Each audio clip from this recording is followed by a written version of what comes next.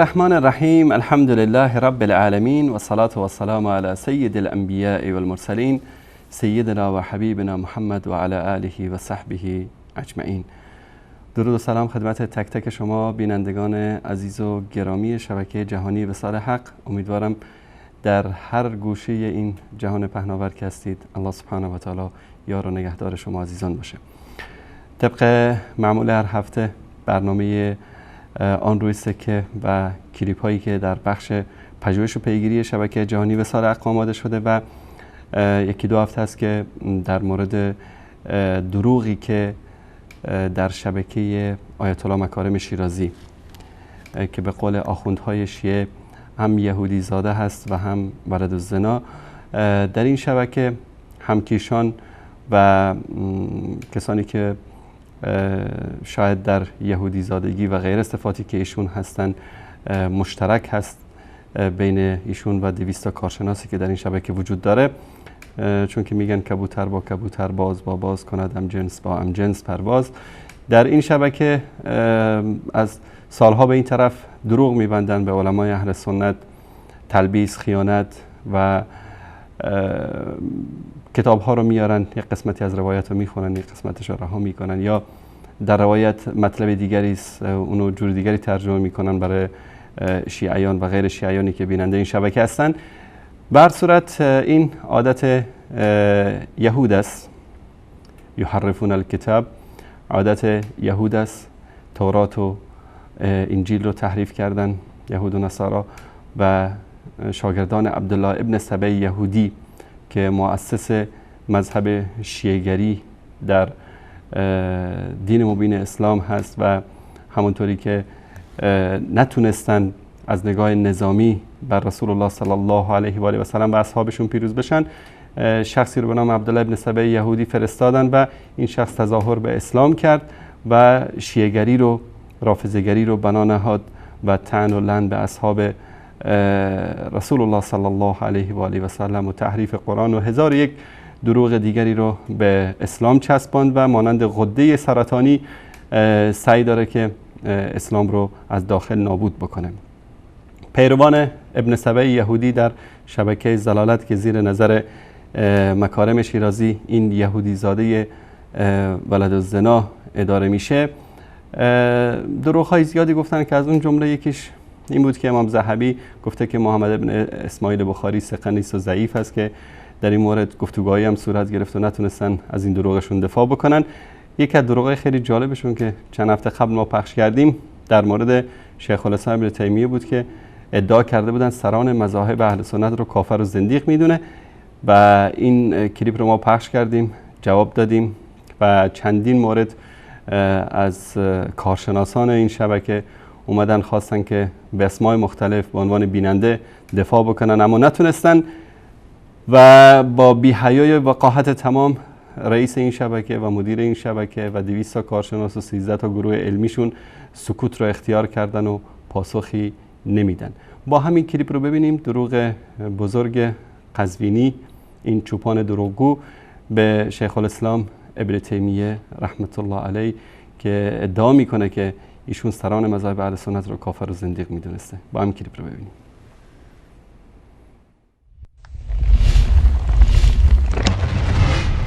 قزوینی مکار و دروغگو و تهمت به شیخ الاسلام ابن تیمیه. شیخ الاسلام ابن تیمیه رحمه الله در کتاب منهاج السنه می‌فرماید اصل مذهب شیعه را منافقین و زنادقه بنیان نهادند، برخلاف دیگر مذاهب اهل بدعت مانند خوارج و مرجعه و وعیدیه و قدریه و غیره.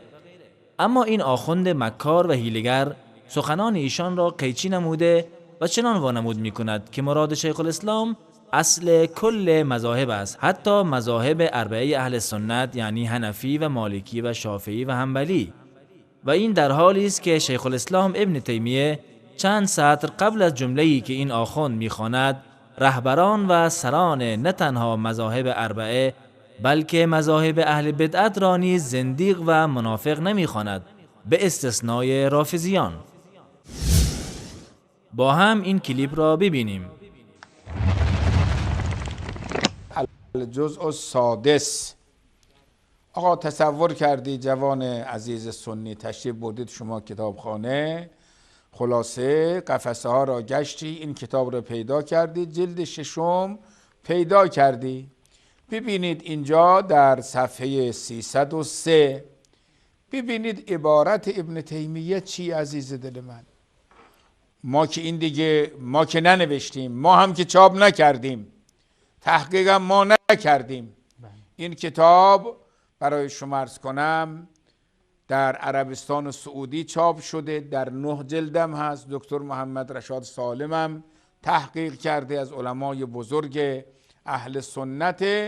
ایشون میاد میگه آقا و اصل المذهب، ریشه مذهب کاری به شیعه هم نداره. نمیگه مذهب شیعه، مذهب اباضی، کل مذهب. انما ابتدعه زنادقة منافقون. اصلا اصل مذهب را بنیانگذارش ملحدین، زندیق ها و منافقین بودن. مرادشون هم فاسد کردن دین اسلام بوده. بابا اصلا شما مذهب شیعه رو استثناء کنید، زیدی را استثناء کنید، اسماعیلی رو استثناء کنید. آقا بفرمایید، آقای جوان حنفی بفرمایید این حرف آقای ابن تیمیه است نسبت به شما، نسبت به امام اعظم ابو حنیفه.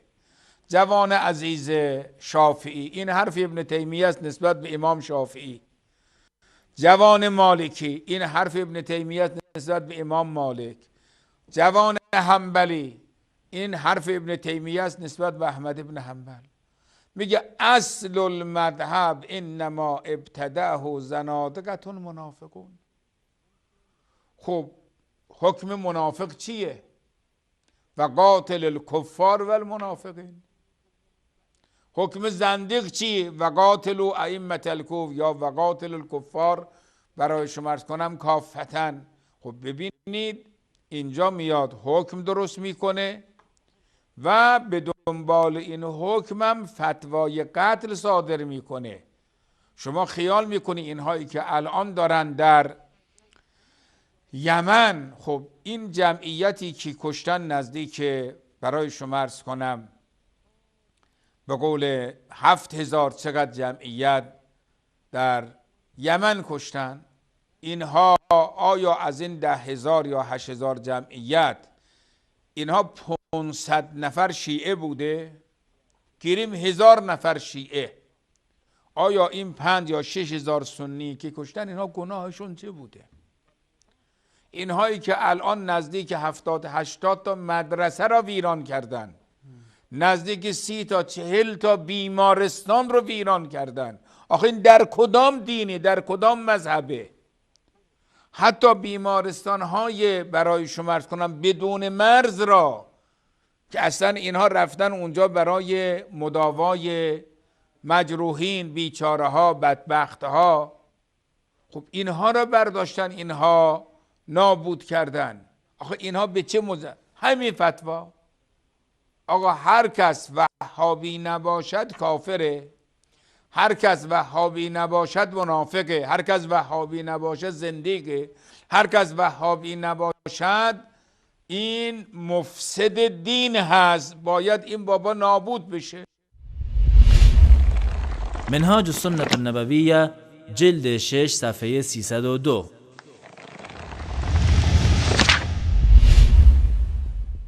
وليس في الطوائف أكثر تكذيبا بالصدق وتصديقا بالكذب من الرافضة، فإن رؤوس مذهبهم وأئمته الذين ابتدعوه وأسسوه كانوا منافقين زنادقة، كما ذكر ذلك عن غير واحد من أهل العلم، وهذا ظاهر لمن تأمله، بخلاف قول الخوارج، فإنه كان عن جهل بالتأول القرآن وغلو في تعظيم الذنوب، وكذلك قول الوعيدية والقدرية كان عن تعظيم الذنوب، وكذلك قول المرجئة كان أصل مقصودهم نفي التكفير عن من صدق الرسل.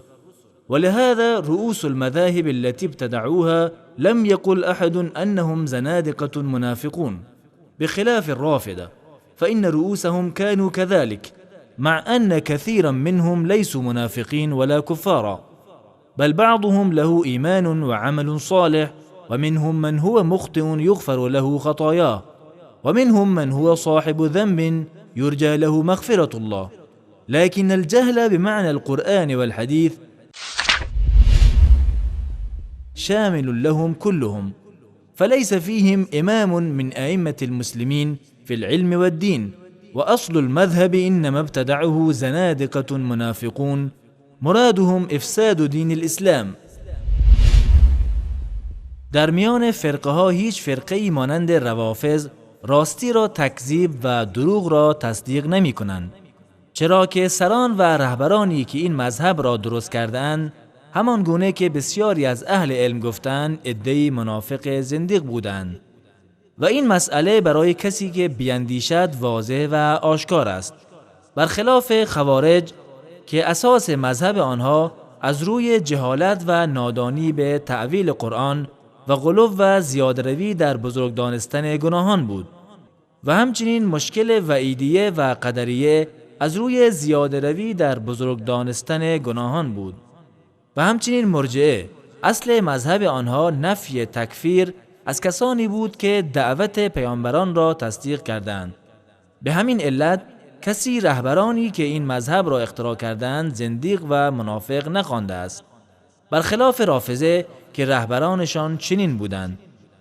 با وجود این که بسیاری از آنان منافق و کافر نیستند، بلکه برخی از آنان ایمان و عمل صالح دارند و برخی دیگر اشتباهاتی انجام می‌دهند که بخشیده می‌شود و برخی دیگر لغزش‌هایی دارند که امید از خداوند آنان را ببخشاید، اما جهل و نادانی به قرآن و حدیث شامل همه آنان می شود و آنان هیچ امامی در میان مسلمانان ندارند و اصل مذهب را عده‌ای زندیق منافق به قصد فاسد کردن دین اسلام ساختند.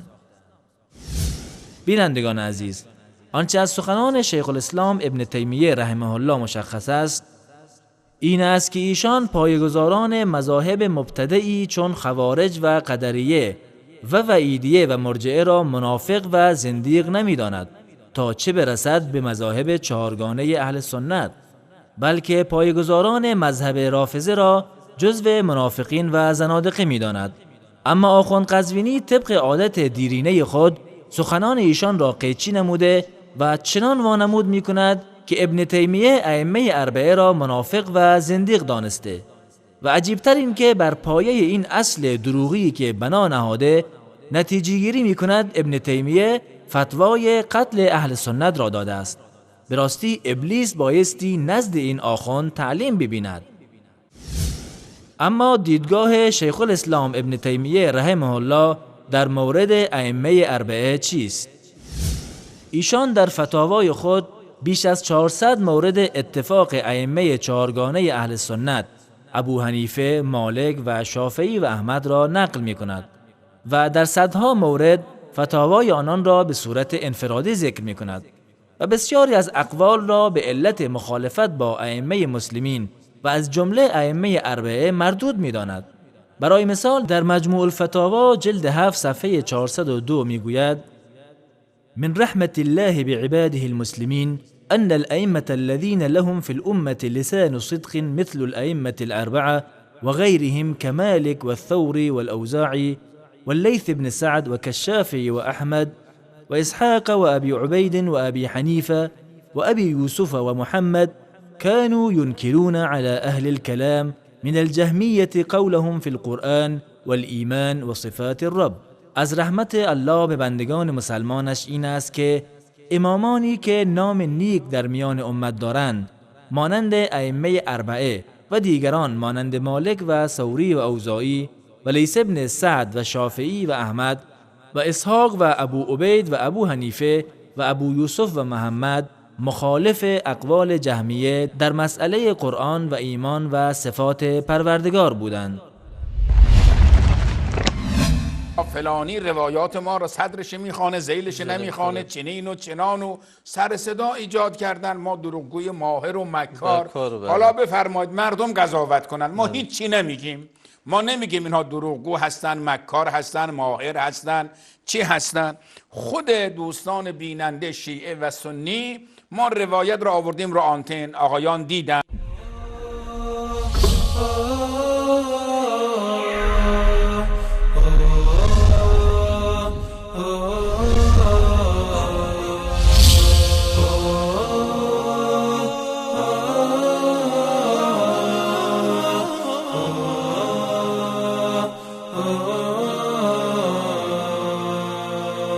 گرامی، اینم کلیپی که همونطوری که قول دادیم تا وقتی که نیاد و معذرت خواهی نکنه مدیر شبکه این یهودی زاده ولد الزنا، ما این کلیپ رو همیشه پخش میکنیم و امیدواریم که این شهامت و غیرت و مردانگی رو داشته باشه که بیاد و از دروغی که گفته معذرت خواهی بکنه.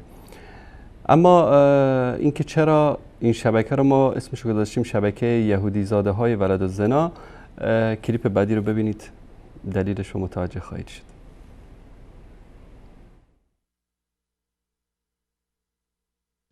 عالی قدر جهان تشیع حضرت آیت الله العظما مکارم شیرازی که با اشرافشون و حمایتشون ما را در طول این 1 سال خالصانه مساعدت فرمودن. ما 13 تا گروه علمی داریم. بله. ما اینجا الان عزیزم نزدیک 200 تا کارشناس داریم. ما برای شما عرض کنم برنامه فارسیمون خوب الان هزینه هاش و غیره حضرت آیت الله مکارم شیرازی تا الان بزرگواری کردن و شجاعانه و مردانه پرداختن. یکی از ابزاری که میتواند نصرت کند انشاءالله مکتب علی علیه السلام رو همین شبکه ولایت. عزیزان این شبکه ولایت رو تقویت کنید. من در خدمت این شبکه بودم و تا آخر عمر خواهم بود و واجب میدانم، من این بر خودم واجب عینی میدونم تقویت کردنی. خب اینم از جهالت بی حد و بی حصر این یهودی زاده سلطان شکر ملعون هست که خدا این را لعنت کنه و خدا انشاءالله هر چیز زودتر را به جهنم واصل بکنه. این یهودی زاده سلطان شکر ملعون هست که خدا این را لعنت کنه و خدا انشاءالله هر چیز زودتر را به جهنم واصل بکنه. کی گفته این حرف را؟ ای خدا لعنت کنه بر ریش این ملعون. ای خدا لعنت کنه بر پدر و مادر این ملعون. خدا به پدر و مادر این لعنت کنه این ملعون ولد الزنا. خدا به پدر و مادر این لعنت کنه این ملعون ولد الزنا. رمی شیرازی آدم خیلی خبیثیه، آدم خیلی فاسد العقیده‌ایه. بله، آن چیزی که درباره مکارم شیرازی معروف و مشهور است که ایشان یهودی زاده هستند.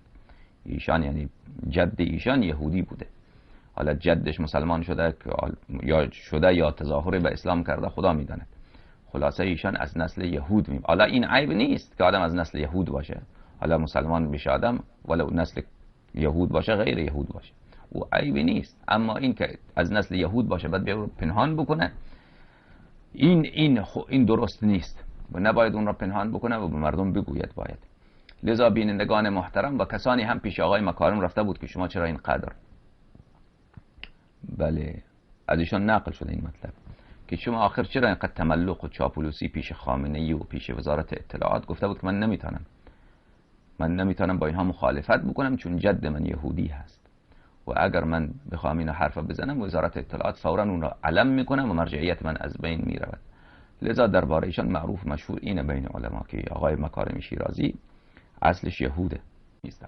مکارم شیرازی اگر نطفه‌اش پاک می بود ملعون مکارم شیرازی. اگر نطفه مکارم شیرازی پاکه، اگر در نطفه او حرام نیست این را به من جواب بده. اگر نطفه مکارم شیرازی پاکه، اگر در نطفه او حرام نیست این را به من جواب بده.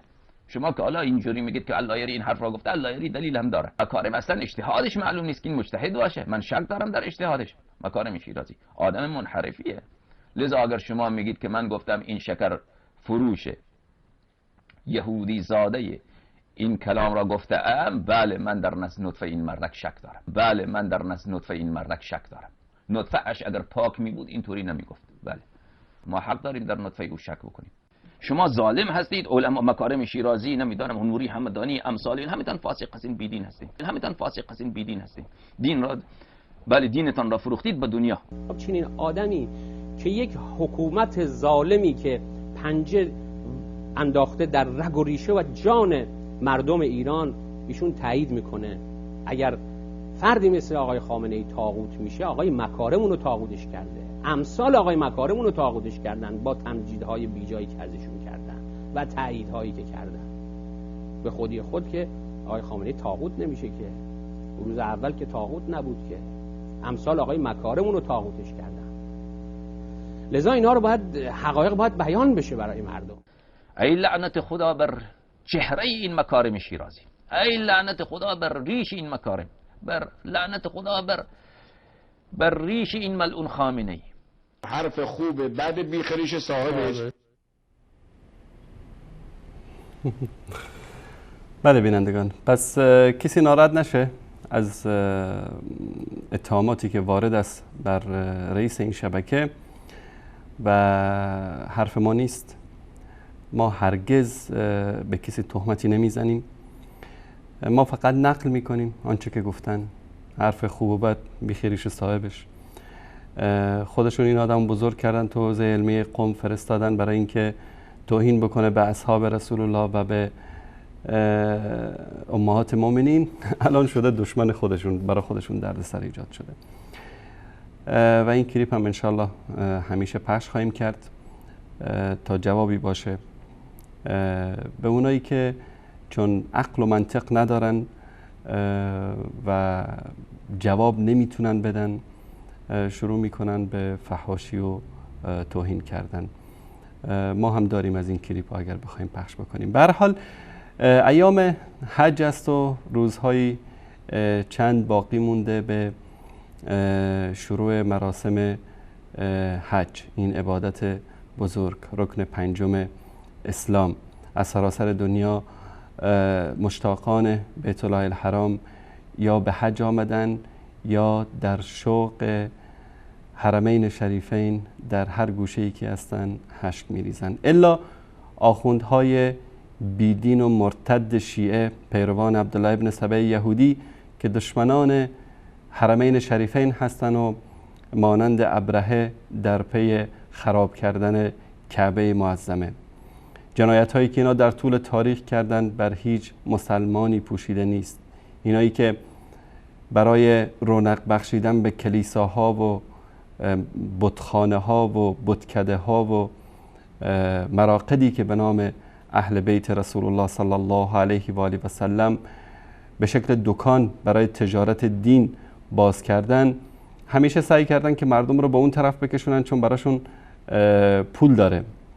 اما حرمین شریفین که مرکز توحید و یکتاپرستی است و مدرسه حج که اگر هر مسلمانی با هر عقیده‌ای، اگر گمراه باشه، اگر مشرک باشه، اگر هر عقیده باطلی داشته باشه، فقط اون مدتی که در حرمین شریفین هست با عقل، با منطق، با آنچه که در قرآن کریم و سنت رسول الله صلی الله علیه و آله و سلم اومده توجه بکنه و همه حج رو اگر بگذاریم کنار، فقط همین تلبیه، اگر فقط به همین عمل بکنه، این انسان بهشتی میشه و گناهانش بخشیده میشه و از حج برمیگرده مانند روزی که از مادر تولد شده.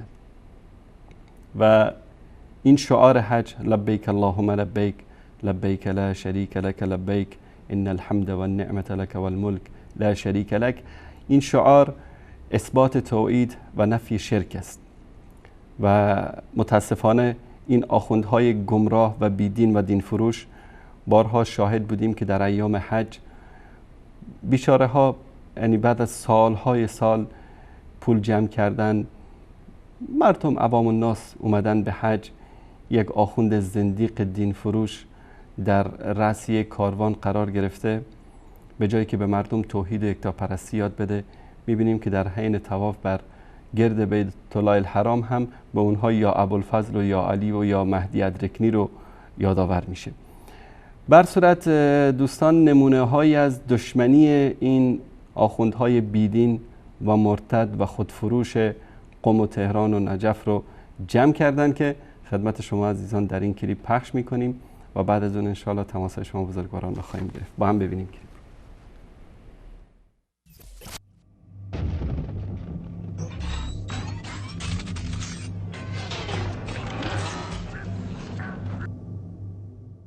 آخوند رافضی ابرهه‌ای دیگر. در کامل زیارت از موسی بن جعفر ارواح نافدا نقل کرده در ثواب زیارت امام رضا علیه السلام فرمود کسی که یک شب بیتوته کنه محضر امام رضا علیه السلام و بخوابه ثواب 7 تا حج داره. آقا 7 حج یه شب بیتوته؟ حاجی به خصوص اون موقع بعد 1 سال بره با اهل بیتش وداع کنه، آیا بر میگردد بر نمیگرده، مخاطرات را یک شب بیتوته کند 7 حج از رفتن 70 تا حج. تعجب کرد، فرمودن 700 تا حج، 7000 تا حج، فرمودن 70000 حج. کسی که یک شب بیتوته کنه منظر امام رضا علیه السلام و بخوابه ثواب 7 تا حج داره. آخوندهای شیعه پیوسته تلاش دارند تا پیروان خود را از اهل سنت دور سازند و بترسانند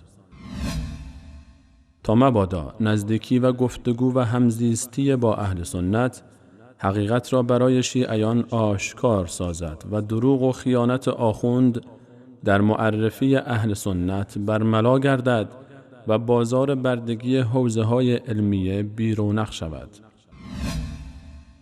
از این رو می‌بینیم که به اهل سنت تهران و شهرهای بزرگ دیگر به مانند اصفهان، شیراز و تبریز اجازه ساخت مسجد داده نمی شود. کتاب‌های اهل سنت به ندرت و پس از فیلترهای فراوان با برچسب ویژه اهل سنت اجازه چاپ می‌یابد.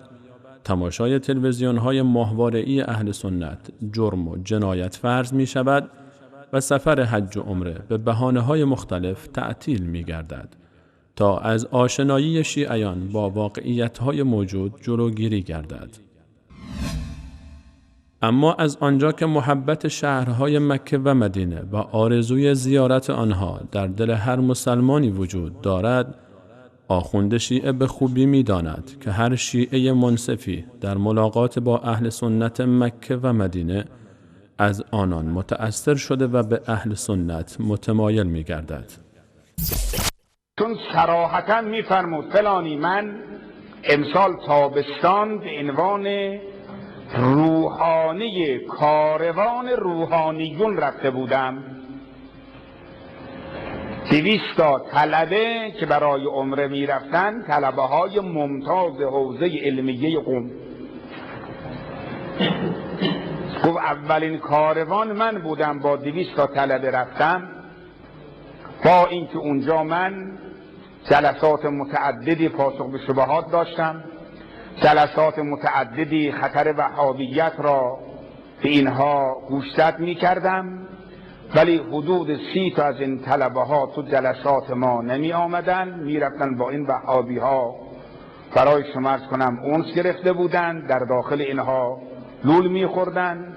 میگه خلاصه من 200 نفر بردم اونجا، 30 تا تلفات دادم، 30 تا طلبه با ذهن مشوش، 30 تا طلبه با عقاید متزلزل برگرداندم.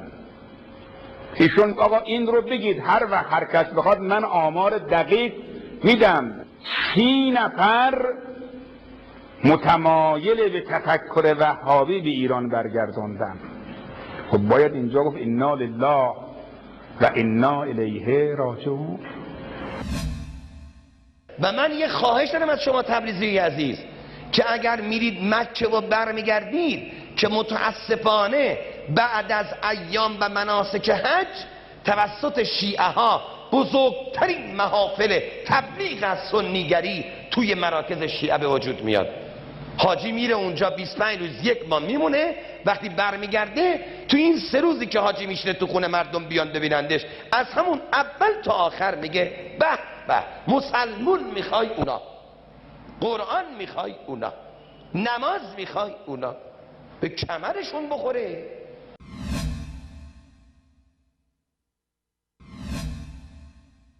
آخوندهای رافضی که تأثیر پذیری زائرین شیعه از اهل سنت مکه و مدینه و آشنایی آنان با حقیقت را تهدیدی برای جایگاه و منافع خود می دانند، با سوء استفاده از احساسات پاک محبین اهل بیت و ترویج روایات دروغین سعی بران دارند که پیروان خود را از زیارت حرمین شریفین در مکه و مدینه باز داشته و به سوی بارگاه‌ها و گنبدهای خود ساخته خود سوق دهند تا بازار بردگی و خمس و صیغه همچنان پر رونق بماند.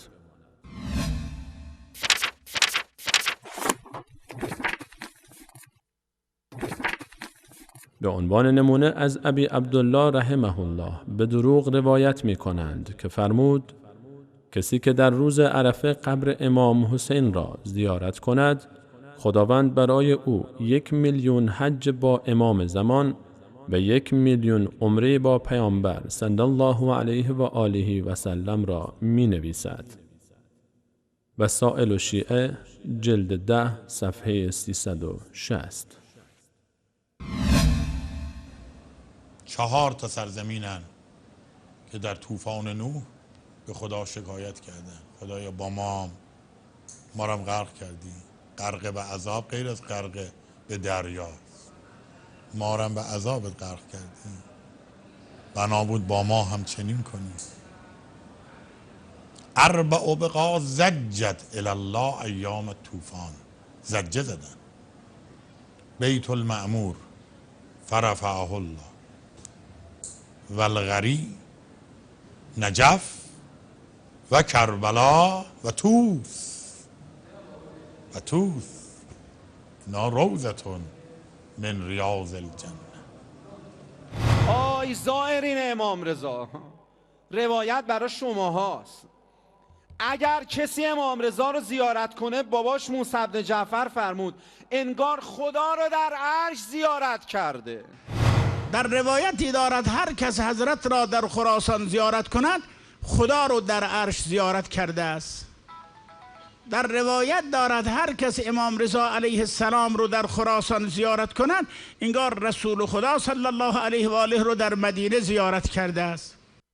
پاداش زیارت حضرت رضا معادل 1,000,000 حجه. یه زیارت امام به اندازه 70,000 حج مقبول به انسان درجات بدن.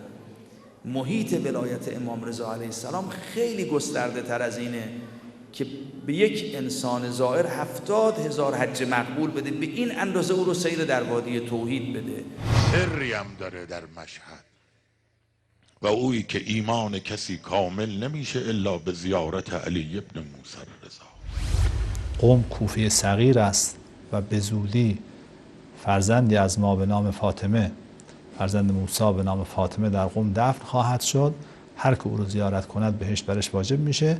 بدانید که بهشت را 8 باب است، 3 باب آن به سوی قم گشوده شده است.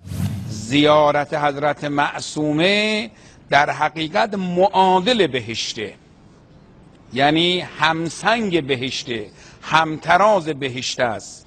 عظمت حرم حضرت معصومه که باز نص صحیح وارد شده که زیارت فاطمه در قم موجب وجوب بهشته.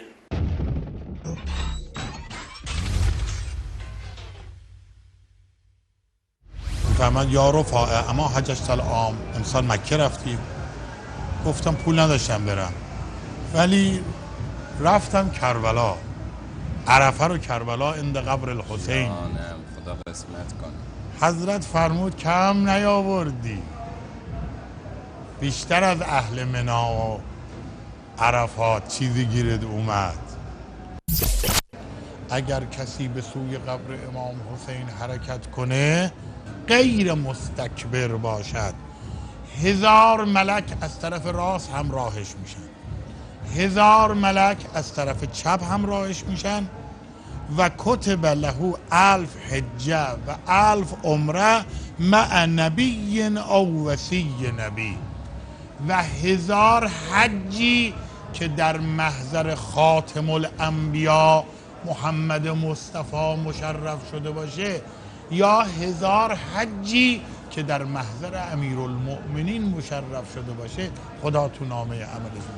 نه حج معمولی، حجی که در محضر خاتم انبیا، حجی که در محضر امیرالمؤمنین مشرف بشه براش می‌نویسن.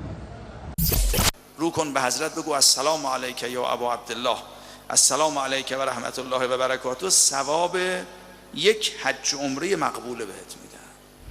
فرمود کسی که به زیارت سید الشهدا علیه السلام میرود از کسانی است که من محدثی رسول الله صلی الله علیه و آله و سلم فرمود گناهانش پاک میشه، درجاتش بالا میره. کسانی است که اهل گفتگوی با حضرت است. حال مکه و کربلا در کنار هم قرار بدید. خود خداوند عاشق کربلای امام حسینه. وقتی روز عرفه میشه، مهمونای خداوند در سرزمین عرفات جمع شدن، مهمونای حسین در کربلا جمع شدن.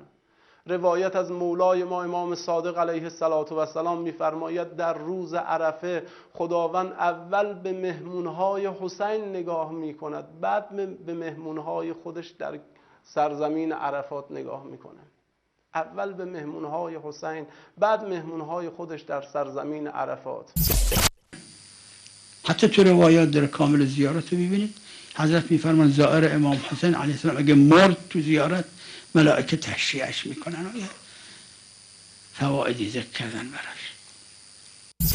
این حج با این عظمت میفهم وقتی واجب است که خطر جانی و مالی شما رو تهدید نکنه. ولی خطر جانی و مالی میشه حج واجب نیست، درسته؟ دیگه بالاتر از حج واجب که دیگه سرور واجب نداریم. بقیه سروراشم اگه مشی باشه میشه مستحب، الا در زیارت امام حسین فرمودن ولو خطر جانی هم باشد بروید. حضرت فرمودند من لم یأت قبر الحسین علیه السلام من شیعتنا کان منتقص الایمان. اگر کسی از شیعیان ما، محب ما، از شیعه ما هست، به زیارت قبر امام حسین علیه السلام نره، ایمانش ناقص می شود. خدا به رسول الله صحبت میکرد، نجوا داشت در شب معراج، گفت که این زوار حسینم لأحبوهم کما احبوک، چطور شما رو گرامی میدارم در بهشت، من زوار حسین رو همونطور که توی محمد حبیب من رو من گرامی میدارم اونا رو گرامی میدارم. لأحبوهم کما احبوک. خیلی جمله عجیبیه، خیلی جمله عجیبی. خدا میخواد چطور پاداش رسول الله رو بده در همون درجه؟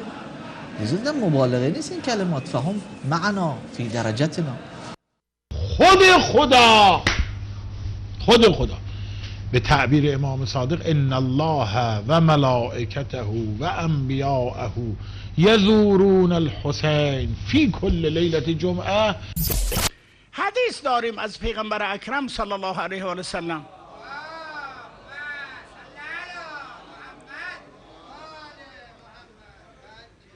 اگر کسی با داشتن امکان راه باز باشه، پول داشته باشه، رفتنش براش مقدور باشه، کربلا نرود، ولو 50 بار هم مکه رفته باشد، حق خدا را ادا نکرده، به پیغمبر عاق شده، به امام حسین جفا کرده است. حالا این بعضی از فضائل زیارت عاشورا، زیارت سید الشهدا است که همه انبیا و اوصیا، همه ملائکه مقربین هر شب جمعه میان. همه ملائکه مقرب و انبیاء مرسل، ما من ملک مقرب لیس من ملک مقرب ولا نبی مرسل الا و هو یسأل الله زیارته. هیچ پیغمبر مقربی نیست که از خدا درخواست زیارت میکنه. من زار قبر الحسین به کربلا کمن زار الله فوق عرشه. فرماید هر کس نزار الحسین، من زار قبر الحسین به کربلا، حتی این اندازه اینقدر پیش خدا مهمه که خود خدا رو در فوق عرش زیارت کرده. اگر کسی امام حسین را در کربلا در شب و روز عرفه زیارت کند، خدا ثواب 1,000,000 حج در خدمت پیغمبر اکرم صلی الله علیه و آله و سلم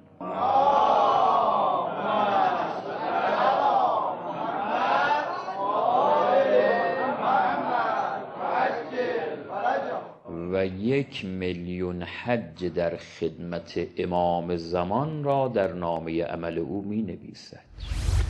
خداوند روز عرفه اول به کربلا نگاه میکنه، بعداً به صحرای عرفات مکه. التفات کردیم؟ این کربلا، کربلا قبر الحسین ترعة من ترع الجنه، قطع زمینی است از بهشت. جای دیگه که بهشت نیست. باید کاری کنی که حسین ابن علی هم تو رو به حج خودش، یعنی حج مکانی که از کعبه بالاتره و شرفش بالاتره، حج مکانی که از کعبه بالاتره و شرفش بالاتره، چون که روز قیامت میبینی یک صف خاص برای زائرین حسین قرار دادن که بی حساب وارد بهشت دارن میشن، چون که روز قیامت میبینی یک صف خاص برای زائرین حسین قرار دادن که بی حساب وارد بهشت دارن میشن. اما برای حاجی ها این چنین در روایت نیامده که کسی که خانه خدا رو زیارت کرده باشه صف خاصی برای او قرار دادن.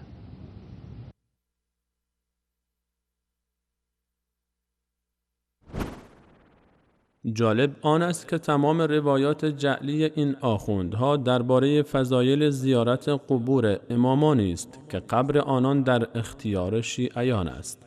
و چنین روایاتی در فضل زیارت قبور رسول الله صلی الله علیه و آله و سلم، فاطمه زهرا، امام حسن، امام سجاد، امام جعفر صادق و امام محمد باقر رضی الله عنهم یافت نمی شود.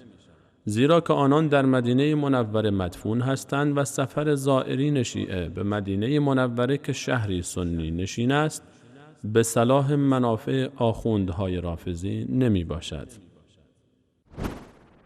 به راستی اگر زیارت ائمه معادل با هزاران حج و عمره است، پس چرا آخوندهای شیعه پیروان خود را به زیارت قبرستان بقیع که بسیاری از امامان و اهل بیت رسول الله صلی الله علیه و آله و سلم در آن مدفونند تشویق نمی نمایند؟ و چرا هنگامی که سخن از حرمین شریفین به میان می آید از آخوند شیعه جز اهانت و تحقیر شنیده نمی شود؟ خب بعضی خیال میکنن که میرن مکه میشن حاجی امام زمان، نه، میره سنگا رو دور میزنه میاد. حاجی رستگار، من نمیگم در کافی شریف برور. امام صادق دست زراره رو گرفته آورده کنار خونه کعبه، میگه اینا رو ببین دور این سنگا میچرخن، اینا باید بیان از ما دستور بگیرن. دید محرم شدگان اکثرشون گاو و خرن. امام صادق محمود مسجد الحرام نگو، بگو باغ وحش. نگاه کن، یه مش سگ، خوک، شاغال، گرگ، خرس، اوناق. مسجد الحرام نگو، بگو باغ وحش. نگاه کن، یه مش سگ، خوک، شاغال، گرگ، خرس، اوناق دور کعبه دارن طواف میکنن. بوبصیر میگه وقتی بین دو انگشت امام صادق نگاه کردم دیدم وای پر است از حیوان. امام صادق فرمود آقای ابوبصیر آدما رو بشمار. میگه به جان امام صادق شمردم 4 نفر آدم بیشتر نبودن، همه حیوان. از دم نمیدونید تو مکه چه خبر است؟ نمیدونید. به خدا قسم اگر من یک سری از این حقایق مکه رو براتون بگم حالتون به هم میخوره از هرچه حاجی، حالتون به هم میخوره. دیگه دیدن هیچ حاجی نخواهید رفت، خدا شاهد. اما نمیتونیم بگیم، دستمون بسته است، نمیدونید چه خبر است، نمیدونید.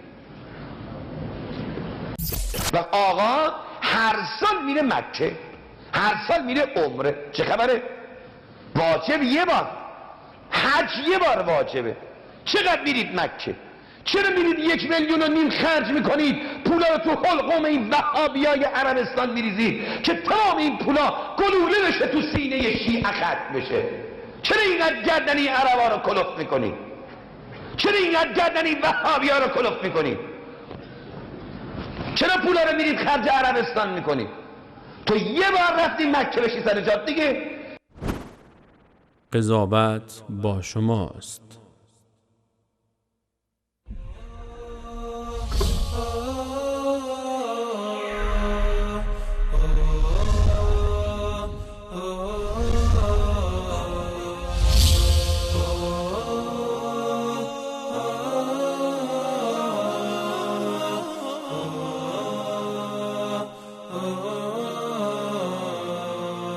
بینندگان عزیز گرامی، دیدید کلیپ طولانی بود از این ابرهه‌های زمان.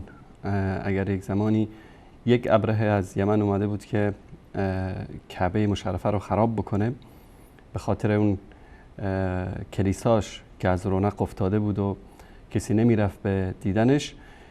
این ابرهه های زمان در قم و تهران و نجف و کربلا میخوان قبله اول مسلمانان مکه مکرمه و بلد الحرام، حرمین شریفین از رونق بیفته تا کسب و کار و بازار تجارت اینا گرم بشه در این بتکده هایی که برای خودشون درست کردن.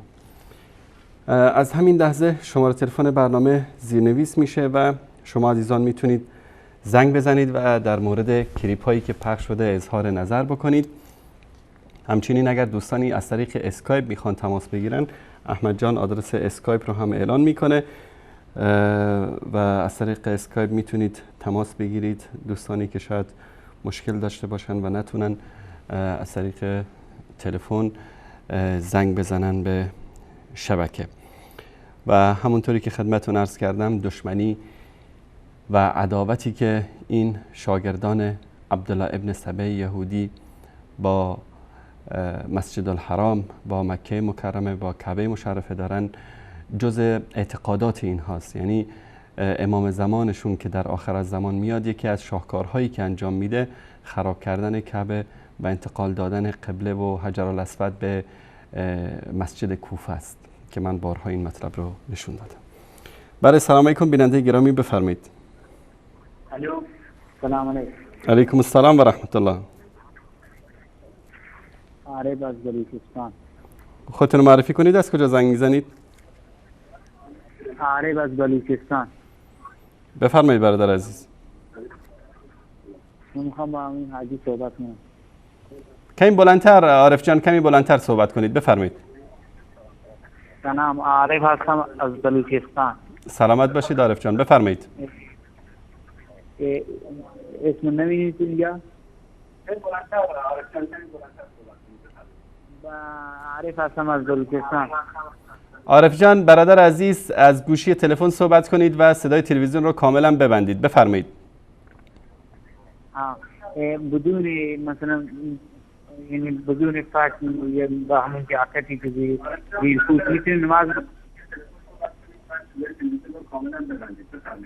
من معذرت میخوام از برادر عزیزمون از عارف جان، دوباره تماس بگیرن، صدای تلویزیونتون رو ببندید و با گوشی تلفن صحبت کنید، چون موقعی که صدای تلویزیون بلند باشه و از طریق تلویزیون بخواید صدای ما رو بشنوید، به خاطر تأخیر چند ثانیه‌ای که وجود داره نمیتونید راحت صحبت بکنید با ما. تماس بعدی. سلام علیکم، بفرمایید.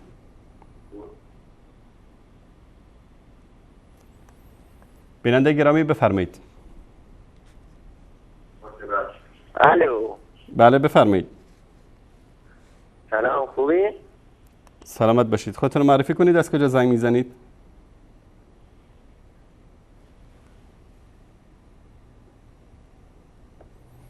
بله سلام علیکم، بفرمایید.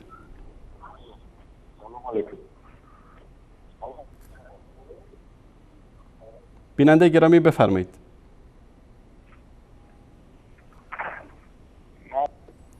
سلام علیکم، بفرمایید. سلام علیکم، تماس بعدی، بفرمایید. سلام خدمت استاد گرامی، استاد انصاری. حال شما خوبه استاد؟ سلامت باشید. خودتون معرفی کنید، از کجا زنگ میزنید؟ من حسن هستم از افغانستان. حسن از افغانستان، بفرمایید آقا حسن. استاد گرامی، اول میخوام تشکر بکنم از برنامه‌های خوبتون و زحمت‌های زیادی که در طول این سالها کشیدید و میخواستم بگم که بند خودم قبلا توی ایران زندگی میکردم و الان اومدم افغانستان چند سال میشه و از زمانی که اومدم اینجا و شبکه‌های شما رو دارم میبینم واقعا طرز فکرم خیلی عوض شده. من قبلا فکر میکردم ایران چقدر مظلوم، آخونده چقدر آدمای خوبی هن. ولی بعدش که اومدیم اینجا و برنامه های شما رو دیدیم نه، اینا گرگانی هستن در لباس میش، متاسفانه. و خواستم بگم که یک مش شارلاتان دروغگو در شبکه‌های امام زمان دروغینشون جمع شدن و فقط دروغ بلدن بگن و از کتابهای مسخرهشون که هیچ کس حتی خودشون قبول هم ندارن فقط دلایل دروغین میارن. این از این. و در مورد کلیپ هاتون هم بسیار تشکر میکنم، کلیپ های خیلی خوبی داریم.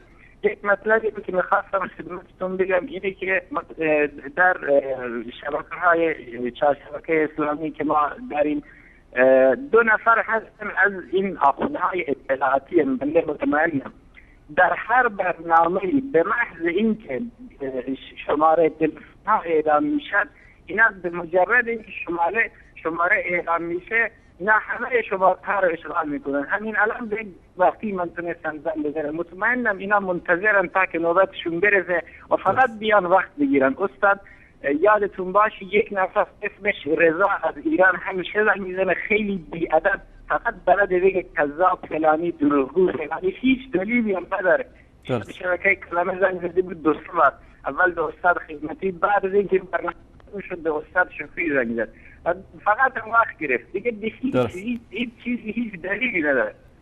و یک نفر دیگه هم هست به نام آقای حمید، ایشون هم از این آخوندهای اطلاعاتی هستش و فقط وظیفش همینه از طرف اطلاعات که مزاحم شبکه ها بشن. استاد گرامی این از این. و یک مطلب آخر رو هم بگم و از شما خداحافظی میکنم. بفرمایید.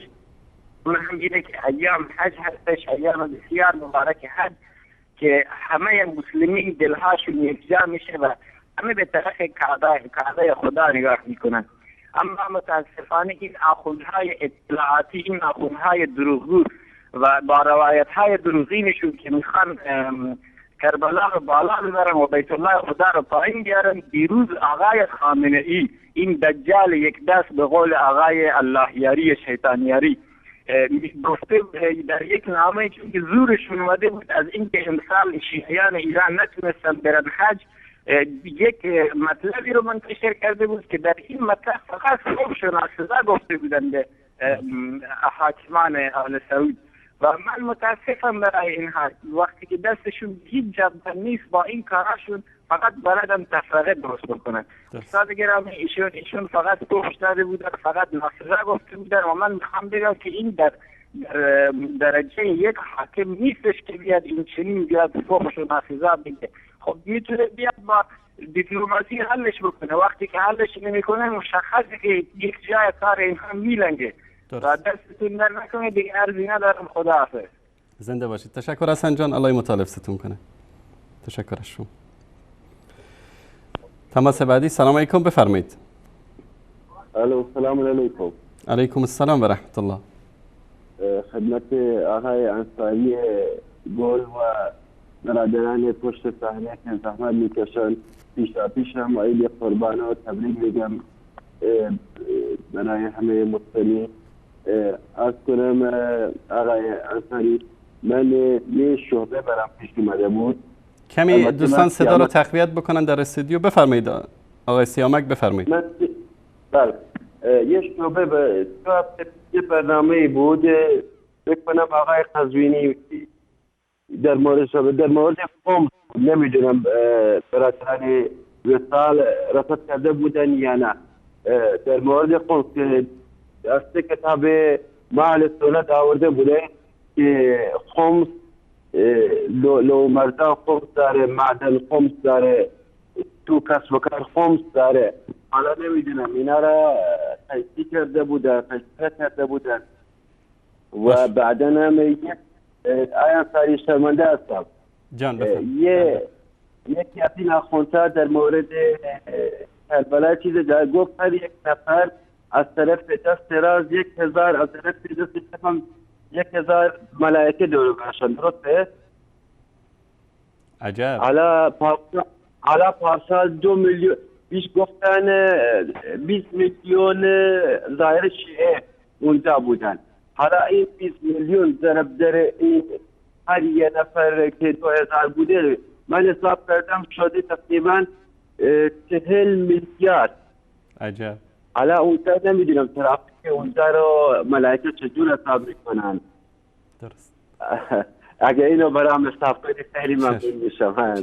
تشکر از خیلی شما. ممنون از برادران دکتر، ولی ممنون میشم در این مورد خمس که شما انداخته بودن توضیح بدید، خیلی ممنون میشم. باشه چشم. ممنون میشم. خدا حافظ شما. خدا نگهدارتون. خدا نگهدارتون. ببینید اصل خمس در غنیمت است. هر چیزی که انسان به غنیمت بگیره.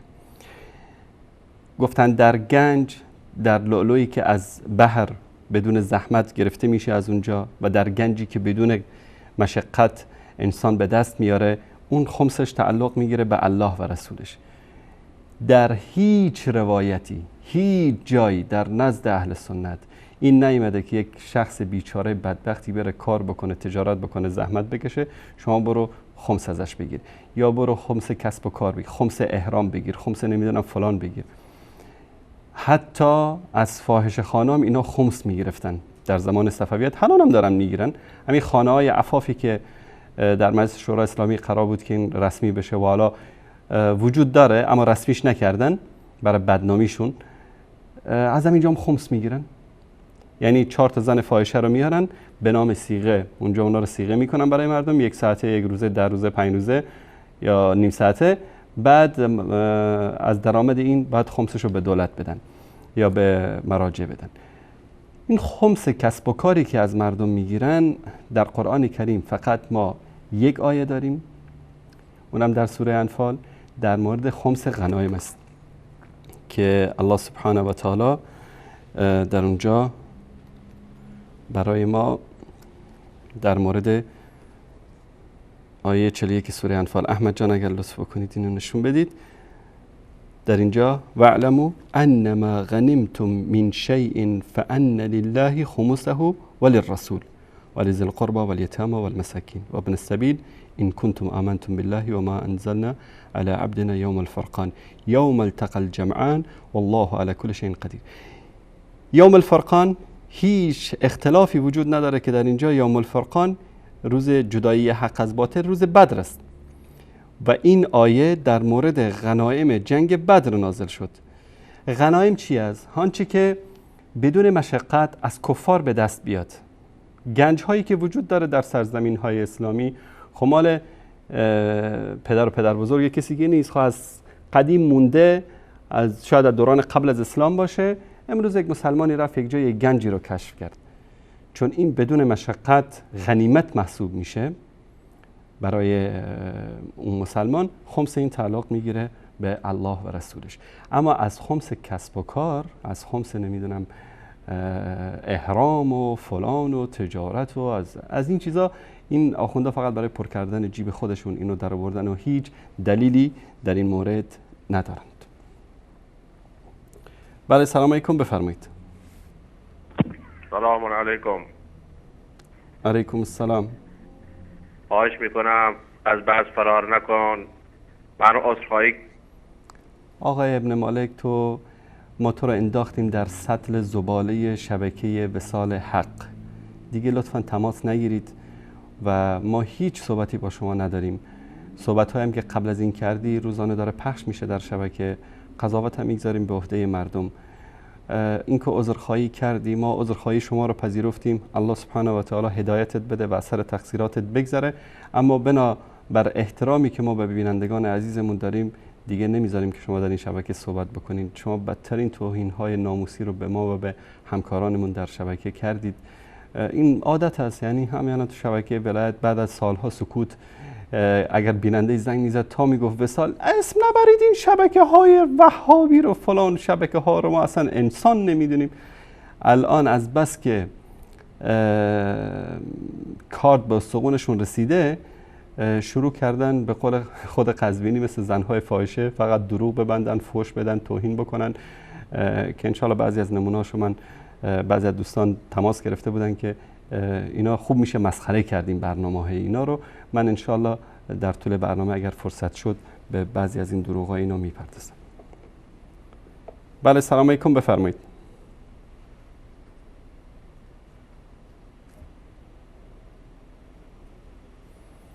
بیننده گرامی بفرمایید.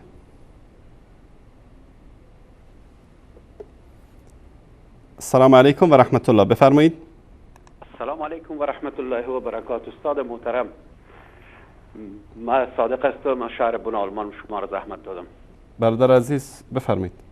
ما هر قدر که چرت میزنم که بر از اینا چی یک نام پیدا کنم باور کنین نمیافم.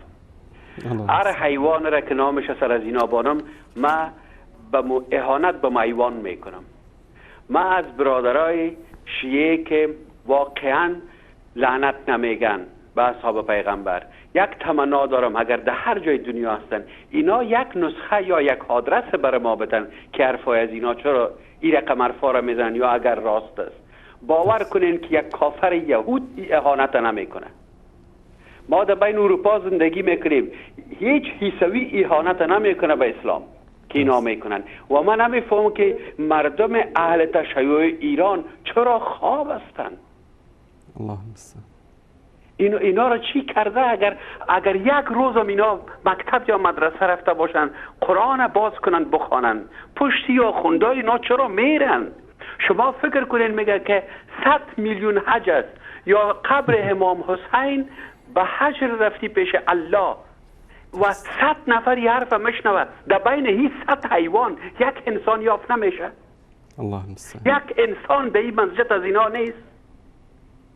من خب والله گریه میکنم به حالی مردم، به خدا گریه میکنم که در این شبای عبادت، در این شبهای توبه اینا به چه حرفا بند ماندن. الله هدایتشان کنه. بازم شما هم دعا کنین، ما هم دعا میکنیم. آمین. شما را خدا خیر بده. سلام علیکم و رحمت الله و برکاته. السلام و رحمت الله و برکاته. در عربی یک مثل است میگه که اذا كان الغراب دلیل قوم فیرشدهم الی جیف الکلاب. میگه اگر که کلاغ راهنمای یک قومی باشه اون قوم رو به کجا راهنمایی میکنه؟ به لاشه مرده سگها. کلاغ هیچ وقت نمیبره کسی رو به باغ، به گلستان. اگر کلاغی راهنمای قومی بشه اونا رو به لاشه سگهای مرده که گندیده و بو گرفته راهنمایی میکنه. این مثال این آخونده است. مادامی که راهنمای اینها، مرجع تقلید اینها این آخونده باشن، اینها رو بهتر از این به چیز دیگری راهنمایی نمیکنن. ببینید چطور تنویم میکنن مردم رو، چطور فریب میدن مردم رو، چطور روایت میسازن، چطور فضیلت میسازن. اون چیه بیچاره صادق مخلصی که نشسته نگاه میکنه، چشاش پر از اشک میشه، با شور و عشق تمام من قربونت برم حضرت علی، تو چقدر جایگاه بالایی داری، در حالی که نمیدونه که یهود و نصارا به خاطر همین کافر شدن، مستحق جهنم شدن، چون غلو کردن در حق بزرگانشون. عیسوی‌ها حضرت مسیح رو وقتی که گفتن پسر خداست به خاطر دشمنی نگفتن، به خاطر محبت گفتن. اما این آخوندا به خاطر محبت هم نمیگن، اینا علی رو دوست ندارن. باور بکنید سیدنا علی رضی الله تعالی عنه، اگر ما که قائل به رجعت نیستیم، اما اگر سیدنا علی رضی الله تعالی عنه امروز بیاد در ایران، اولین کاری که میکنه گردن خامنه ای رو میزنه، این دروغگوی مکار رو. بعد از اون هر چه آخوند است از دم تیغ میگذرانه. اعتراف خود آخوندشون بعضیشون، چون اینها به نام علی تجارت کردن، به نام علی بزنس کردن، به نام علی دکان باز کردن. و سیدنا علی رضی الله تعالی عنه از اینا و امثال اینها بیزار است. نمونه ای رو ببینید در همین شبکه‌ای که به قول حسن علایاری رئیسش یهودی زاده ولد الزناست، ببینید که چطور مردم رو فریب میدن و فضیلت میتراشن برای سیدنا علی.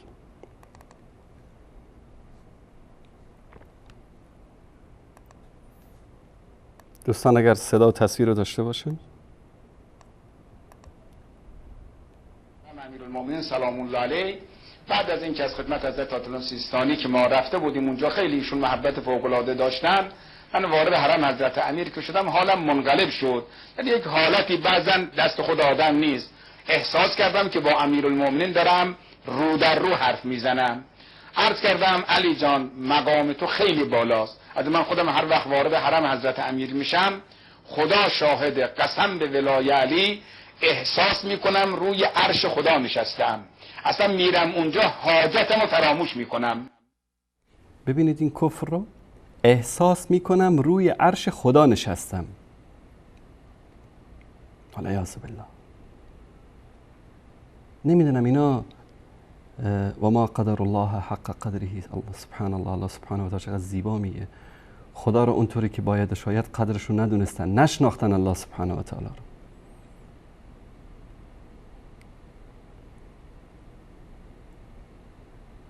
میگه که انگار رو عرش خداوند نشستم. دقت بکنید.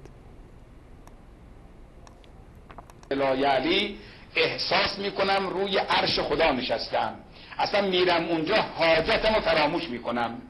من همون دم در این سرم رو گذاشته بودم به عتبه برای شما دروازه، عرض کردم یا علی تو جایگاهت خیلی بالاست، من در خودم لیاقت این که خلاصه با تو مأنوس بشم و تماس بگیرم ندارم.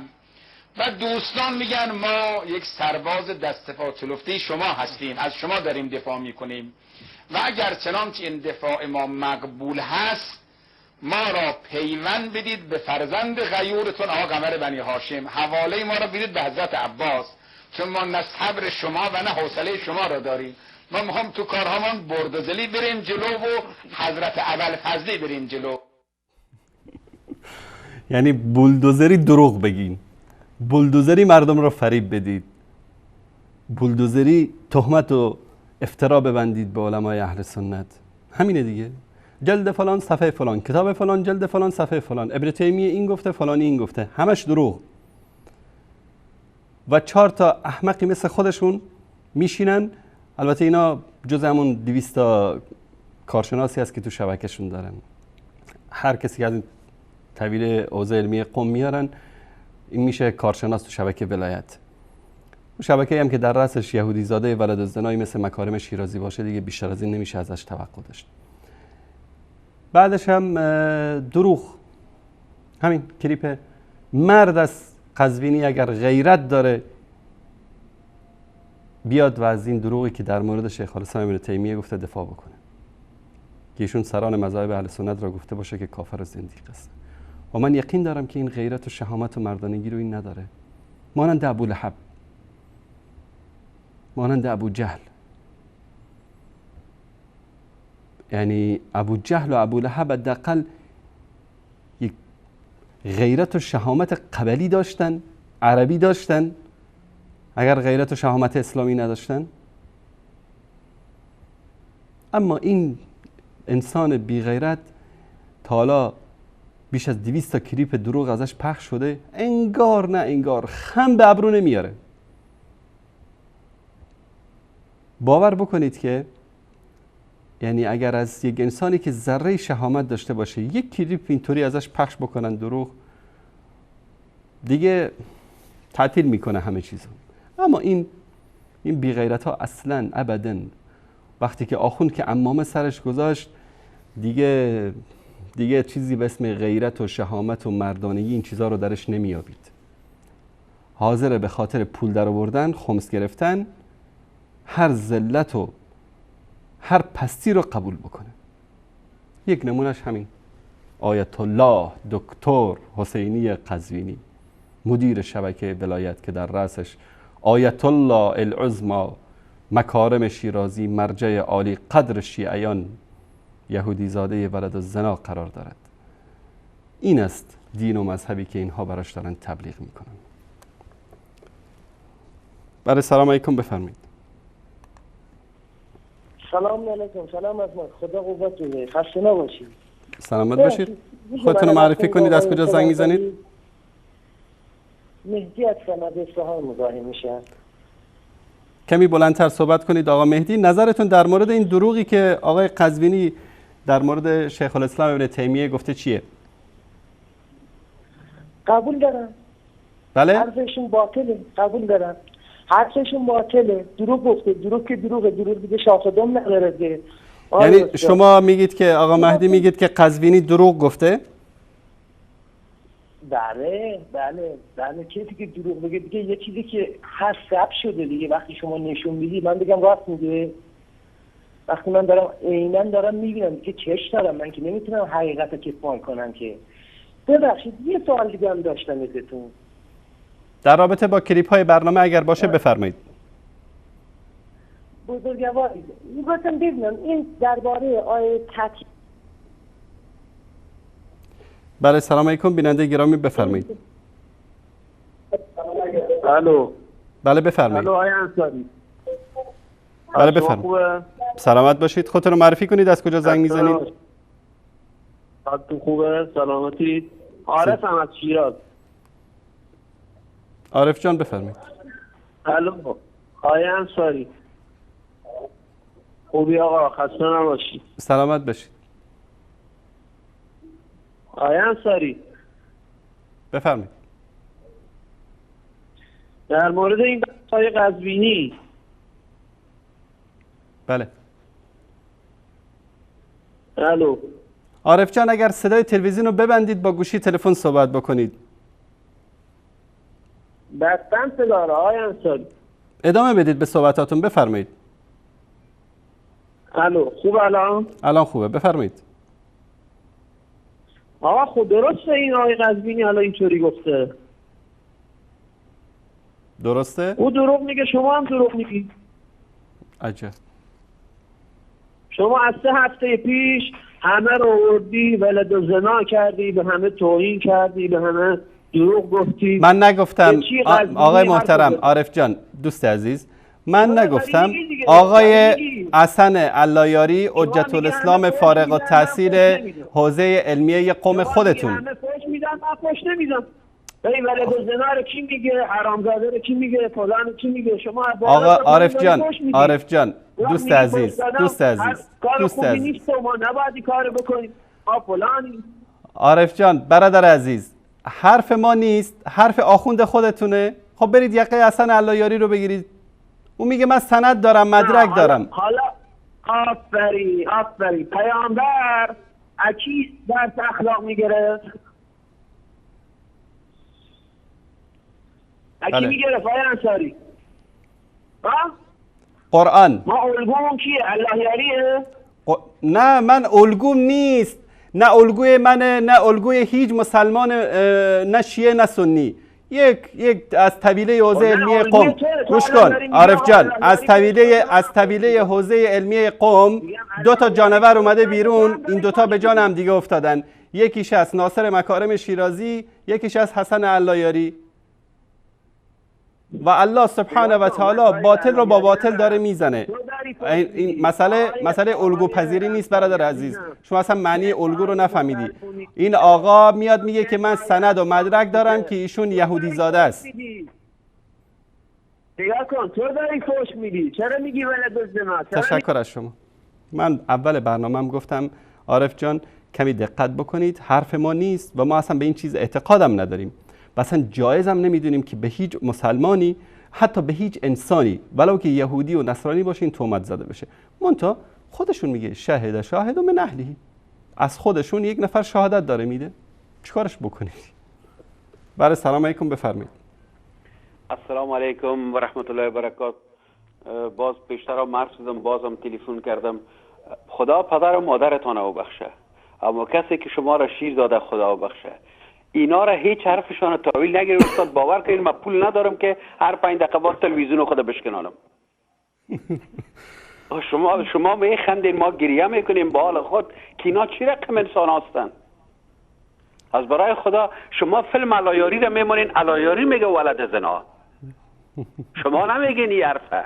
آیا اینا من نمیفهم کور هستن؟ چشم دارن کور هستن، گوش دارن کر هستن، زبان دارن حقیقت نمیفهمن، گفتن نمیتونن. اصلا نمی وقتتان عیف و وقت شما که تلفن از اینا را میگیرین. یک سوال من شما دارم، اگر کسی به پیغمبر خدا اهانت میکنه، به کعبه اهانت میکنه، آیا ما او را برادر بگوییم؟ که شما میگین برادر جان، عارف جان، برادر جان، شما اینا را برادر نگویید. یک خواهش برادرتان است. السلام علیکم و رحمت الله. علیکم السلام و رحمت الله و برکاته. تشکر شما. بله سلام علیکم بفرمایید. سلام علیکم.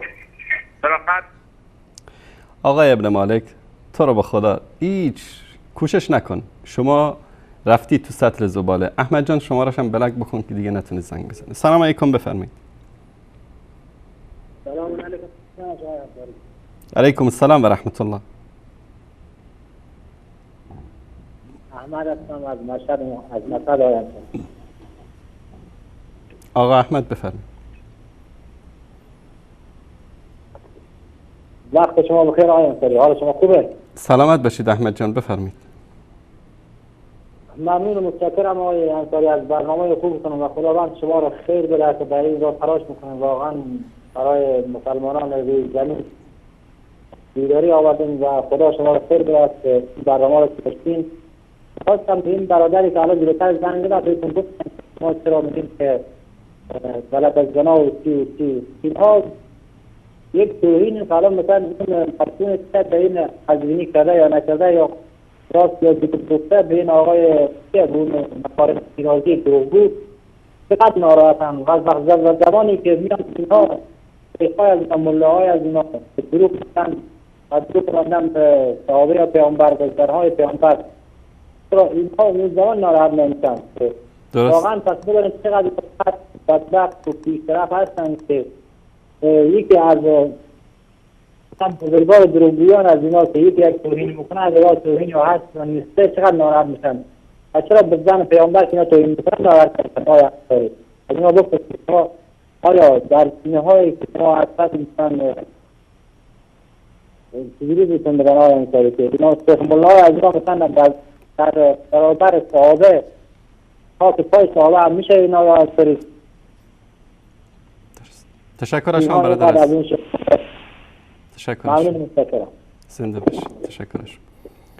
واقعا نکته جالبی را اشاره کردن. به یک آخوند گرگ زده خبیث یک آخوند دیگری توهین کرده، ما اومدیم پخشش کردیم همون روشی که اونا استفاده میکنن. فمن اعتدى علیکم فاعتدوا علیه بمثل ما اعتدى علیکم. و تو شبکه ضلالت میدونن که هدف ما از پخش کردن این کلیپ چی است.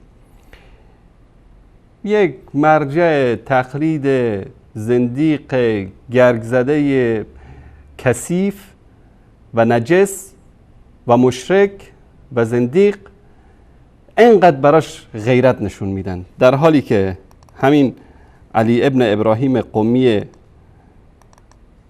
زندیقشون در تفسیر قمی احمد جان نشون بده. اینم صفحه بعدش، اینم چاپ سال 2007، اینم در زیر آیه ضرب الله مثلا للذین کفروا امرأة نوح و امرأة لوط، در اینجا میگه که معنی والله ما انا بقوله فخانتاهما الا الفاحشه، میگه که منظور در اینجا خیانتی که اینا کردن منظور فاحشه گری بوده. و ولیقیمن الحد علی فلانه، به حد زنا یا حد جاری میشه بر فلانه، یعنی به ام المؤمنین عایشه رضی الله تعالی عنها، فیما اتت فی الطریق، در راه که رفته بود، راه بصره، اشاره به جنگ جمل است. و کان فلان یحبها، فلانی دوستش داشت، اشاره به طلحه رضی الله تعالی عنه است. فلما ارادت ان تخرج الى فلان، اینجا جا خالی گذاشته، قال لها فلان لا يحل لك ان تخرجي من غیر محرم فزوجت نفسها من فلان والعیاذ بالله. که اینجا میگه که امام زمان که بیاد حد رو جاری میکنه بر ام المؤمنین عایشه رضی الله تعالی عنها و این تهمت صریح به همسر رسول الله صلی الله علیه و سلم در یکی از صحیح ترین کتاب تفسیرشون، کتاب علی ابن ابراهیم قمی، استاد محمد ابن یعقوب کلینی صاحب کتاب کافی. به خاطر همین یکی از بزرگان اینها کتابی داره که در این کتاب اسمش هست، احمد جان نشان بده، اسم این کتاب است الفاحشه الوجه الاخر لعائشه، فاحشه چهره دیگر عایشه والعیاذ بالله، که این رو مؤسسه خدام المهدی چاپ کرده از حجت الاسلامشون یاسر الحبیب این کتاب. و در این کتاب پر از روایاتی است که طعن و لعن و توهین به ام المؤمنین عایشه صدیقه رضی الله تعالی عنها. این از این کتابشون.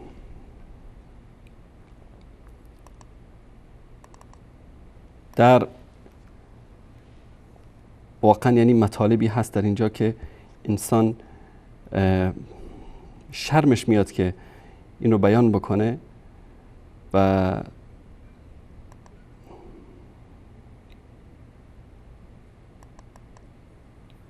ببینید در کتاب الاربعین فی الامامة الائمة الطاهرین در اینجا الدلیل الاربعون دلیل 40 ان العایشه کافره، علیاذ بالله عایشه کافر است، مستحق للنار، مستحق جهنم است و هو مستلزم تحقیقه لحقیت مذهبنا و حقیت الائمتنا الاثنی عشر. میگه این جزء مستلزمات حقیت مذهب ما، یعنی مذهب شیعه اثنا عشری و حقیت امامان 12گانه ماست. یعنی تو شیعه اثنا عشری نمیشی، پیرو این مذهب نمیشی الا که باید این اعتقاد رو داشته باشی. برای این فصل زرده دلیل آورده برای این از کتابای خودش و امثال این زیاد هست از این مطالب در کتاب هاشون. بله سلام علیکم، بفرمایید.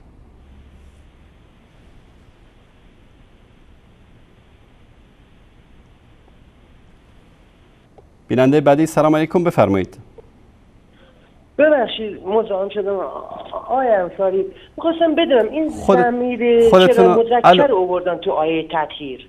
آقای محترم جانم سلام بلد نیستی برادر عزیز؟ سلام کردم ببخشید. علیکم السلام و رحمت الله. علیکم السلام و رحمت الله. شرمنده‌ام، بزرگوار شما. آقا مهدی بزرگوار برادر عزیز، جانم فدات شم. یک کمی یک کتابی رو در مورد ادبیات زبان عربی مطالعه بکنید. وقتی که در جایی جمع باشه، خطاب جمع مذکر و مؤنث باشه، خطاب مذکر میشه در اینجا. نه آخه اینجا بگه این آیه مال همسران حضرت محمد صلی الله علیه و سلم نیست. میخوام بدونم چرا مثلا من دائم معلمه با من میگم مال زنان پیغمبر، اون میگه نه مال حضرت. ببین اهل بیت، میخوام بدونم این چرا وقتی اهل بیت ذکر میشه، وقتی اهل بیت ذکر میشه، وقتی اهل بیت ذکر میشه، چون در اینجا مذکر و مؤنث هستن جزء اهل بیت، در اینجا صیغه مذکر میشه. نگفته که لیذهب عنکم لیذهب عنکن یا نساء النبی، نگفته. متوجه شدید؟ بله متوجه شدم. شبیه این آیه هم هست که برام نشون بدید. زیاد هست در قرآن کریم، زیاد هست در قرآن کریم، انشالله نشونتون میدم.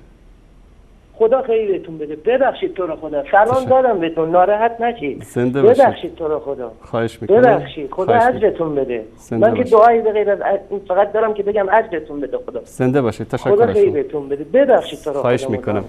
خواهش میکنم. خدا نگهدار. خداحافظ. بله سلام علیکم، بفرمایید. سلام علیکم، خسته باشید. سلامت باشید. سلام فری عزیز. سلامت. تمام عوامل برنامه. آقا من یکی دو تا سوال داشتم و یکی درباره کلیپ‌ها، هم مخالف هم موافق.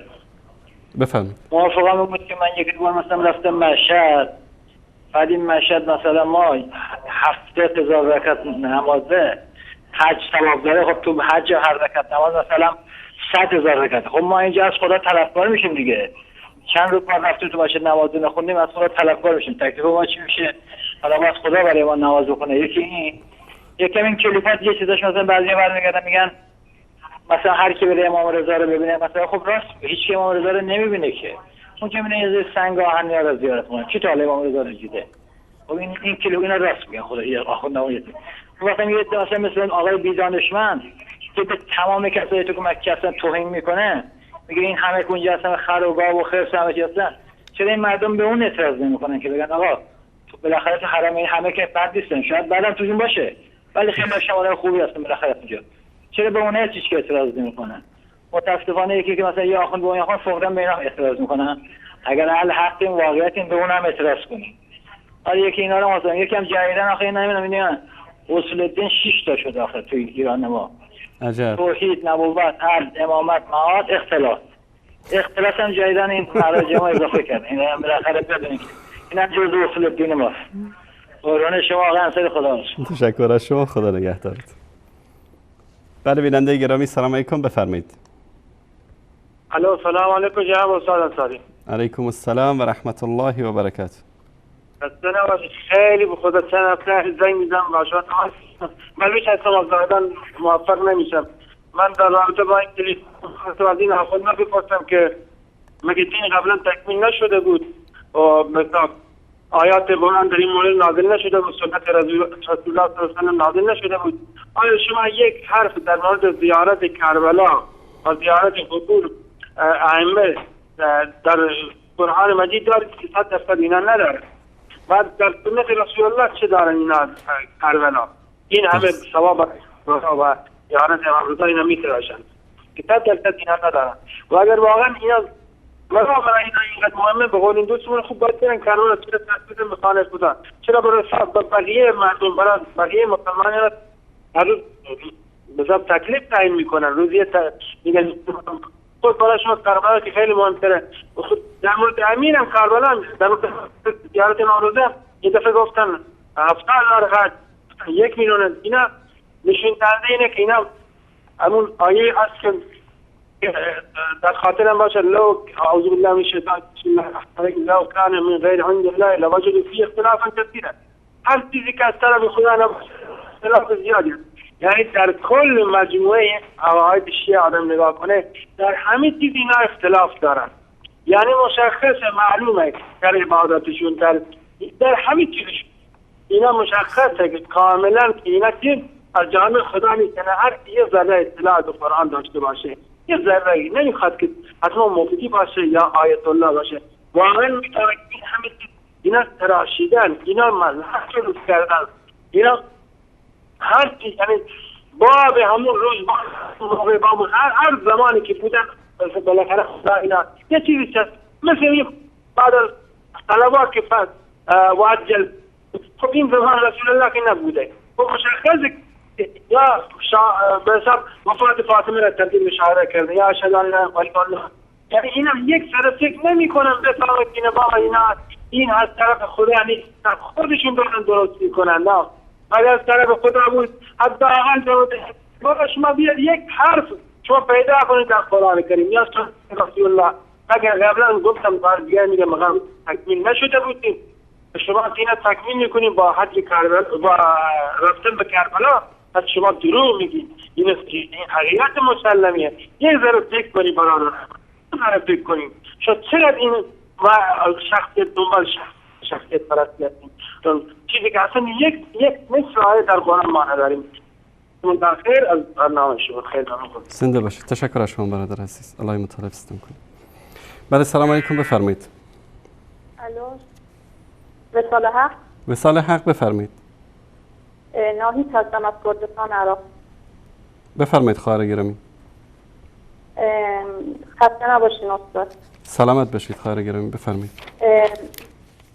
من میخواستم بگم سوره مسد در مورد ابولهب عموی پیامبر نازل شده. خداوند متعال چون میدونستن که ابولهب در حتی لحظات آخر عمر هم ایمان نمیآورند، برای همین در این سوره ابولهب رو یه جهنمی به شمار آوردن.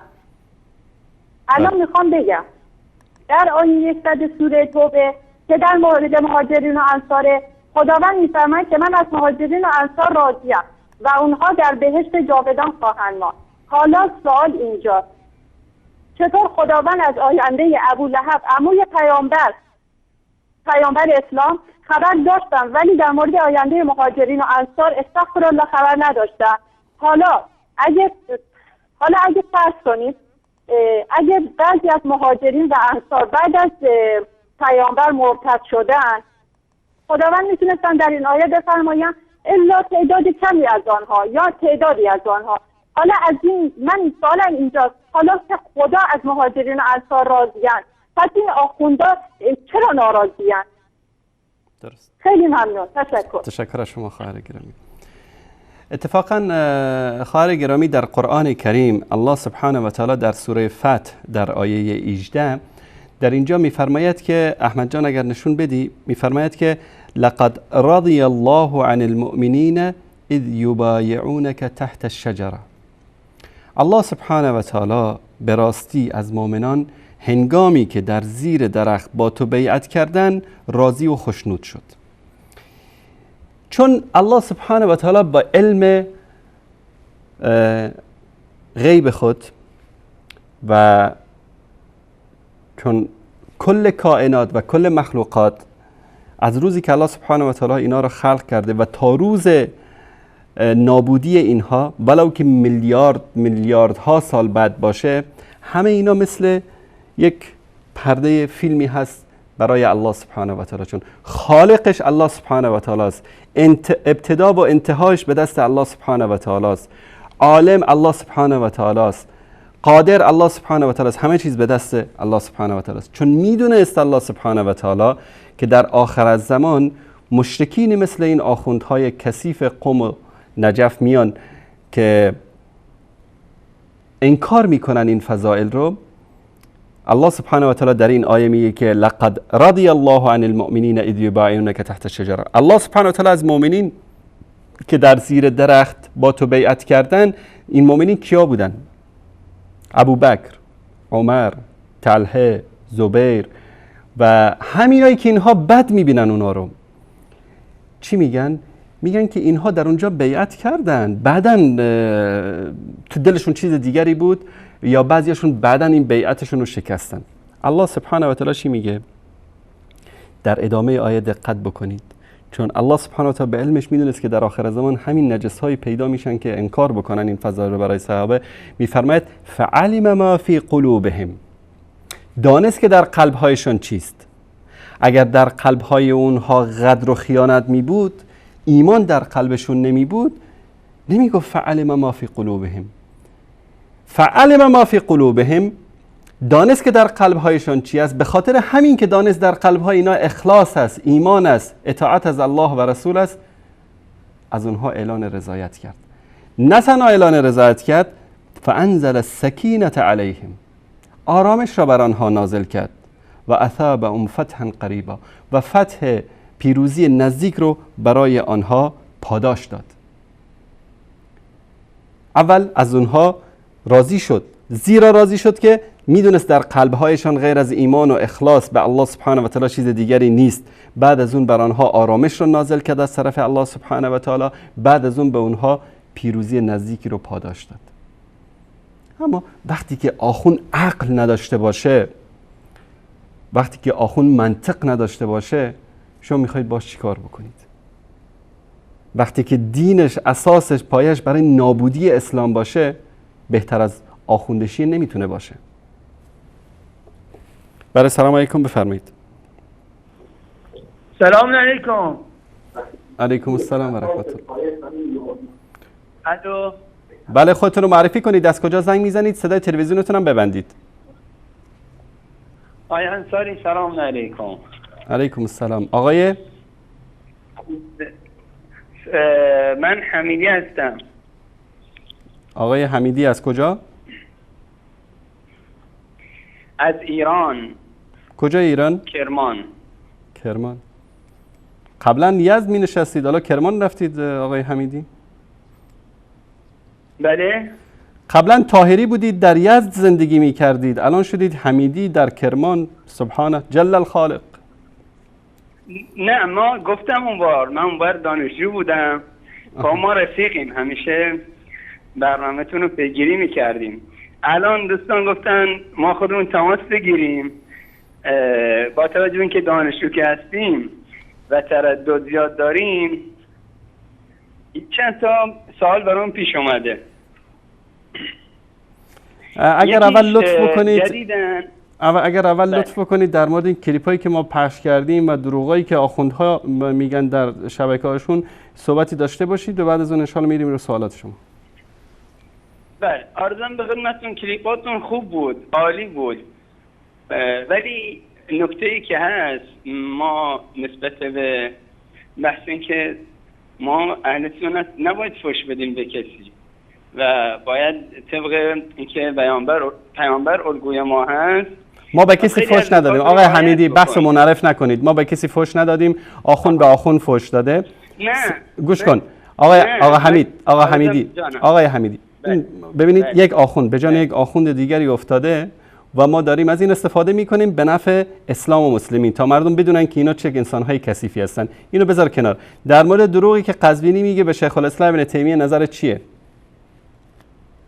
خب اون نظری که چیز گفت خب واقعیتش اشتباه میکنه قزوینی، این درسته و کلیپتون خیلی عالی بود و نسبت به این نکته که ما اون بار هم نذاشتیم صحبت کنم، واقعا کلیپتون عالیه. آقای حمیدی آیا عیب نیست که در یک شبکه‌ای که در پشت سرش یک مرجع است، رئیسش یک مرجع است، مرجع معروف در ایران، بیاد اینطوری دروغ بگه به یکی از علمای اهل سنت؟ درسته، ولی آقای انصاری عرضم به خدمتون، ما هم با بعضی دانشجوهایی که داریم رافضی هستن وقتی که بحث میکنیم میگن آقا مثلا ما بعضی از این آقایان قبول نداریم، مثلا همین الله یاری و نمیدونم اون یاسر الحبیب و اصلا میگن این خودش مشکل داره با ما. خب کلینی رو قبول دارن؟ کلینی رو قبول دارن؟ بله؟ کلینی رو قبول دارن؟ ناکن همه روایت های شیخ کلینی رو میگن قبول نداریم ما. کدومش صحیح هست؟ اصلا مبنای رد کردن و قبول کردن روایات یعنی در نزد اینها چی است؟ یعنی همین روایات کلینی رو مثلا روایت 17000 آیه بودن قرآن رو مجلسی میگه روایت صحیح هست، موثق است. خب مثلا میگن بهار الانوار همش که روایتایی که گفته شده صحیح نیستن نزد ما. اینا از بحث نمیدونم میگن ما یه علم رجال داریم و علم نمیدونم. خب بر اساس همین علم رجالشون آقای حمیدی بر اساس همین علم رجالشون در کافی کلینی اومده که قرآن 17000 آیت هست، بر اساس علم رجالشون ثابت شده که این روایت در نزد شیعه موثق است. درسته. من بعضی از این آخونداشون که سوال میکنم، خب بالاخره ما تردد تو دانشگاه بعضی آخوندا میان، آخونده رافضی ها میان اونجا و همین سوالای شما رو هم انجام میدیم. نه ما همیشه برنامه پیگیری میکنم، بالاخره گفای خودمونی رو داریم تو دانشگاه دیگه، رفیق هستیم. الان آدم رافضی هم هست که وقتی که باشیم بحث میکنیم دقیقاً اینا رو که میگیم میگن آقا مثلا این روایت ضعیفه، الان شیخ کلینی آورده یا غیر شیخ کلینی. درست. خب تشکر از شما. اینا میگن اون چه تشکر آقای طاهری. تشکر آقای طاهری. تشکر برادر عزیز. تشکر. شما فلسفه نگید. دانشجوی اومده میگه که این روایت ضعیفه. این دانشجو کیه؟ کلینی، مجلسی، حر عاملی، تبریزی، کیه این؟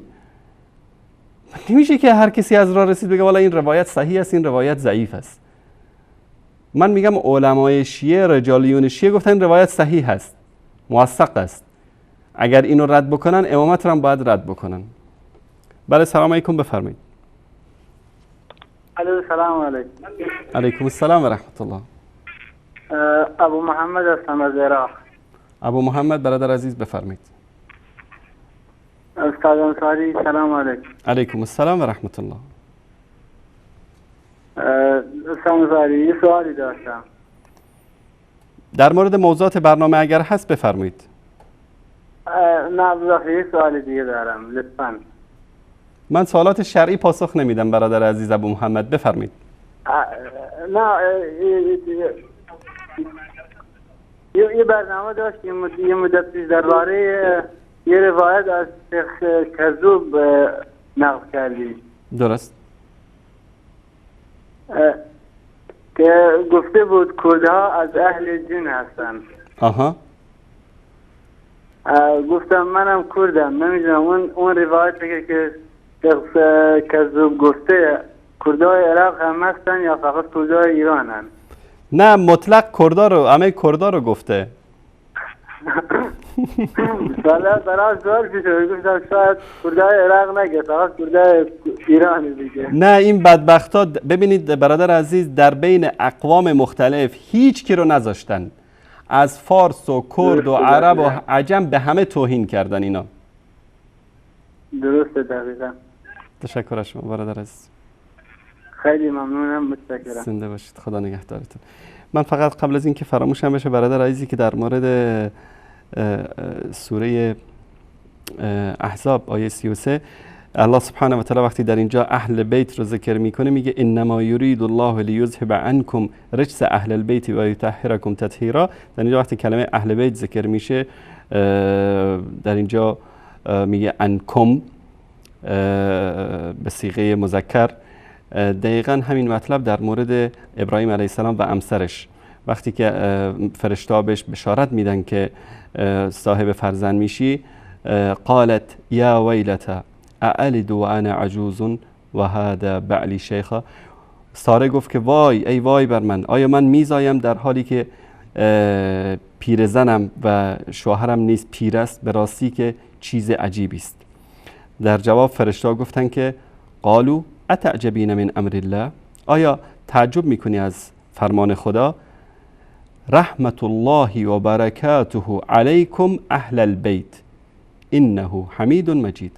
رحمت و برکت الله بر شما اهل بیت است، همانا او ستوده بزرگ است. ببینید در اینجا وقتی که میگه علیکم اهل البیت و در اینجا میگه که عنکم رجس اهل البیت، در اینجا اهل بیت ابراهیم علیه السلام کی است؟ فقط همسرش، نه پسر داره نه دختر داره، هیچ کسی رو نداره.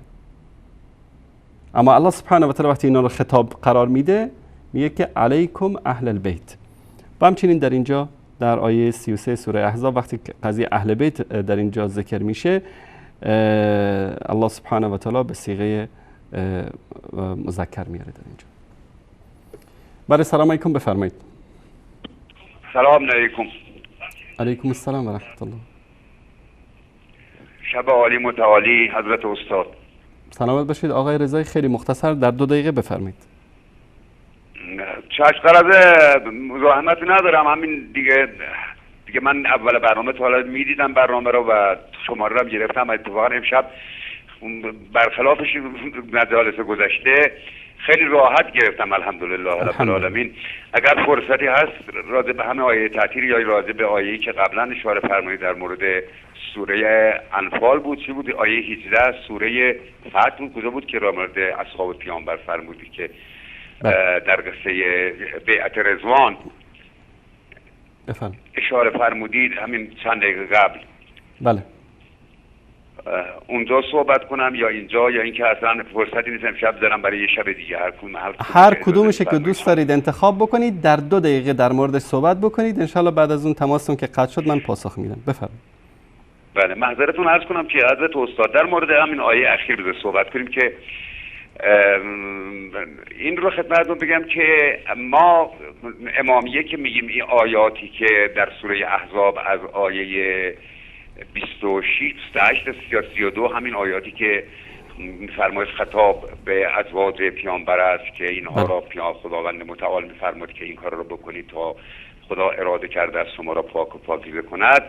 من میگم این آیات هیچ کدوم دلالت بر این ندارد که هر آیه هر مطلبی رو درش میگه آخر همون آیه نتیجه گیری میکنن، موضوع رو به آیه بعد موکول نمی کند و همینطور بعد به آیه دیگه بعد به آیه دیگه بگه خب نتیجتا ما این کارا رو داریم به شما میگیم تا اینکه شما را پاک و پاکیزه بکنیم نتیجتا.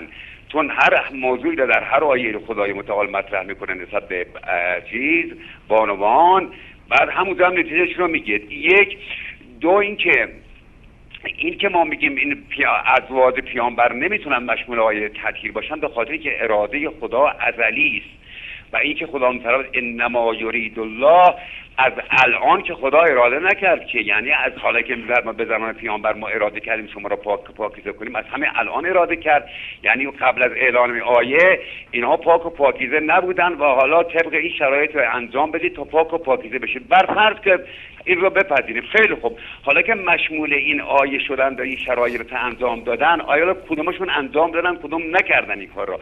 و اونایی که مشمول این آیه شدن چه حالاتی بعد از این که مشمول این آیه شریفه شدن از اونها ظهور کرد که تا قبل از اینی که این آیه بر اونها نازل شده بود او حالات از اونها ظهور نکرده بود و چون اراده خدا از این طرف ازلی است از این طرف هم ابدی است و برفرض اینها بانوان زوجات پیامبر صلی الله علیه و آله و سلم امهات المؤمنین مشمول آیه تطهیر شده باشن، خب بعد از مرگشون این طهارت که منقطع شده است، که اراده خدا ابدی است. وقتی یه چیزی رو خدا اراده میکنه دیگه منقطع نمیشود.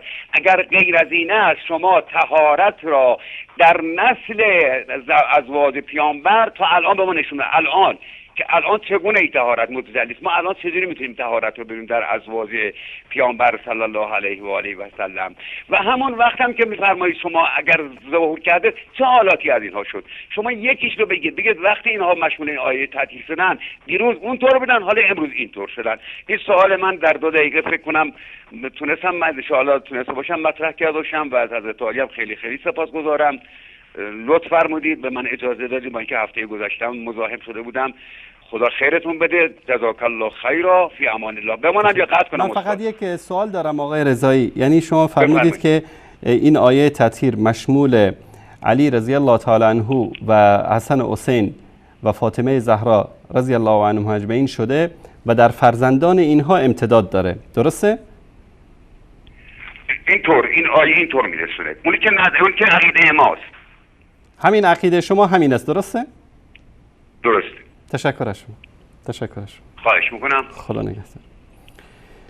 ببینید الله سبحانه و تعالی در قرآن کریم وقتی میگه که اهل القریه، یعنی ساکنان اون قریه، اهل البیت ساکنان اون بیت، حالا میخواد یک زن باشه، یک مرد باشه، یک زن و مرد با یک دختر باشه، یک زن یک مرد با یک پسر باشه، یا یک زن و مرد و 3-4 تا دختر و پسر باشه، بر تعدادی که باشه. اشکال در این است آقای رضایی که شما اعتقاد به عصمت تکوینی دارید، ولایت تکوینی دارید، چیزی که اصلا وجود نداره. یعنی علی رضی الله تعالی عنه و فرزندانش ولایت تکوینی ندارن، عصمت تکوینی ندارن، یعنی معصوم نبودن از وقتی که در روز ازل به وجود آمدن و تا روز قیامت. به عنوان مثال همین حرفی که شما زدید، همه این فلسفه‌ای که گفتید، شما خواستید که همسران رسول الله صلی الله علیه و سلم را از این آیه خارج بکنید، چون گفتید هر آیه به جدایی خودش یک مطلب رو میرسونه، ربطی به ما قبل ما بعدش نداره. این دندن اکثر علمای شما هست که اینطوری برداشت میکنن از قرآن کریم. ما هم همین حرف شما رو به فرض محال قبول میکنیم. احمد جان نشون بده آیه 33 سوره احزاب. وقرن فی بیوتکن، خطاب به همسران پیامبر، و در خانه‌های خود بمانید. ولا تبرجن تبرج الجاهلیت الاولى، و مانند شیوه جاهلیت نخستین زینت‌های خود را آشکار نکنید. و اقمنا الصلاة، و نماز را برپا دارید. و آتینا الزکات، و زکات را بدهید ای همسران پیامبر. و اطیعنا الله و رسوله، و الله و رسول را اطاعت کنید. انما، اگر شما این اعمال را انجام دادید، خداوند چی میخواد از برای اعمال انجام دادن این اعمال؟ انما، به تحقیق قطعا الله سبحانه و تعالی میخواهد که یرید الله لیذهب عنکم رجس اهل البیت و یطهرکم تطهیرا. الله قطعا میخواهد که پلیدی را از شما اهل بیت دور کند، یعنی در بین این اهل بیت رسول الله صلی الله علیه و سلم، اهل خانه رسول الله صلی الله علیه و سلم، هیچ گونه پلیدی نباشه. ببینید وقتی ما گفتیم اهل البیت، فقط من قرآن پر است از این دلیل، من اهل بیت موسی و اهل بیت، اما یک دلیل میارم: اتعجبین من امر الله رحمت الله و برکاته علیکم اهل البیت انه حمید مجید. یک روایت بیارید از کتب شیعه و سنی، یا از کتب یهود و نصارا، یا از کتب کمونیست ها و بت پرست ها و سگ پرست ها و هر جانوری که در دنیا پیدا میشه که گفته باشه که اهل بیت مردم یعنی پسرعموش، یعنی دخترش، یعنی نوه‌هاش، و زنشو بنداز بیرون. اگر از لنین هم میپرسیدی که اهل بیتت کی است، لنین میگفت که همسرم، بچه‌هام. اگر از برژنف هم میپرسیدی، اگر کارتر میپرسی، اگر شیمون پرز هم بپرسی، اگر از هر گوساله‌ای در دنیا بپرسی که اهل بیتت کی است، میگه که همسرم، فرزندانم. غیر از جماعت شیعه وقتی بپرسی اهل بیت یعنی کی، یعنی پسرعمو. اهل بیت یعنی کی، یعنی نوه‌ها.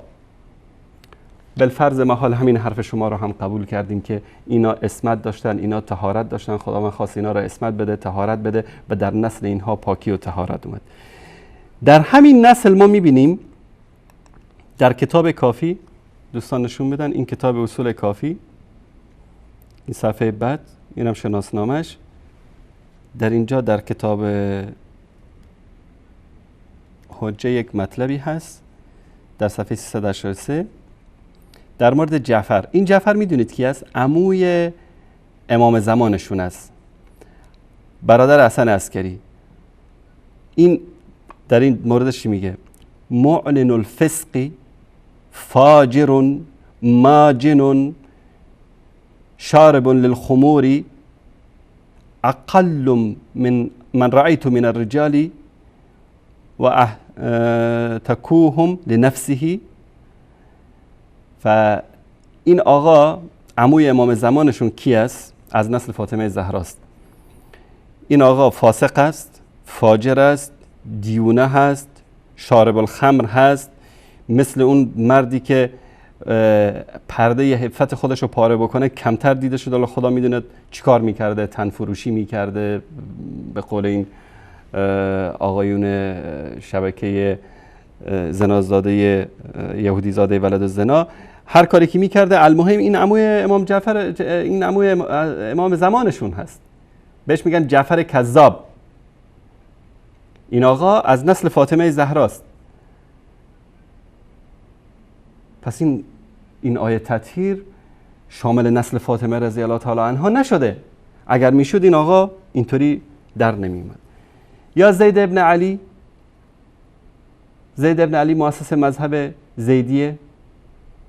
آیا این آقا عصمت داشت، مطهر بود طبق این آیه یا نبود؟ خب اینم از نسل فاطمه زهراست رضی الله عنه اجمعین. چرا بهش میگن فاسق، فاجر؟ رئیس مذهب زیدیه، نزدیکترین فرقه شیعه به اهل سنت. عقیده، یعنی در اصل عقیده زیدیه ما باشون مشکلی نداریم، برادران مؤمن و مسلمان ما هستن، بهشتی هستن اگر اعمال نیک انجام بدن، مشرک نیستن مثل شیعیان اثناعشری، شیعیان زیدیه. اینا من نسل فاطمه زهرا بودن، چرا این آیه تطهیر شامل حال اینا نشد؟ همه اینا سوالاتی هست که آقای رضایی و امثال آقای رضایی که این اعتقادات باطل رو دارن به این مسائل باید در موردش فکر بکنن و بیاندیشن. بله سلام علیکم، بفرمایید.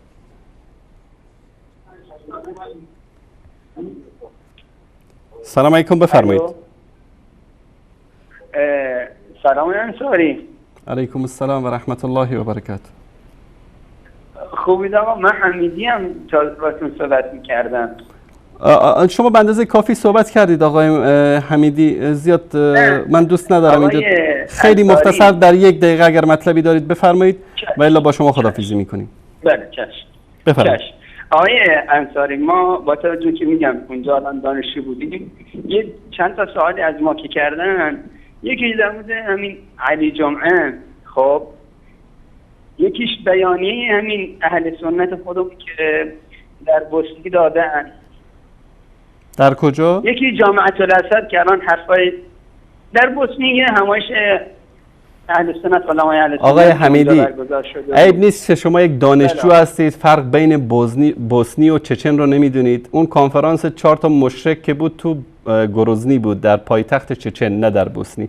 یکم این اطلاعاتتون رو آپدیت بکنید. یکی ثانیاً این علی جمعه و امثال علی جمعه الی جهنم و بئس المصیر، اینا نمایندگی از اهل سنت نمیکنن. تشکر میکنم از شما. این خود تشکر میکنم از شما.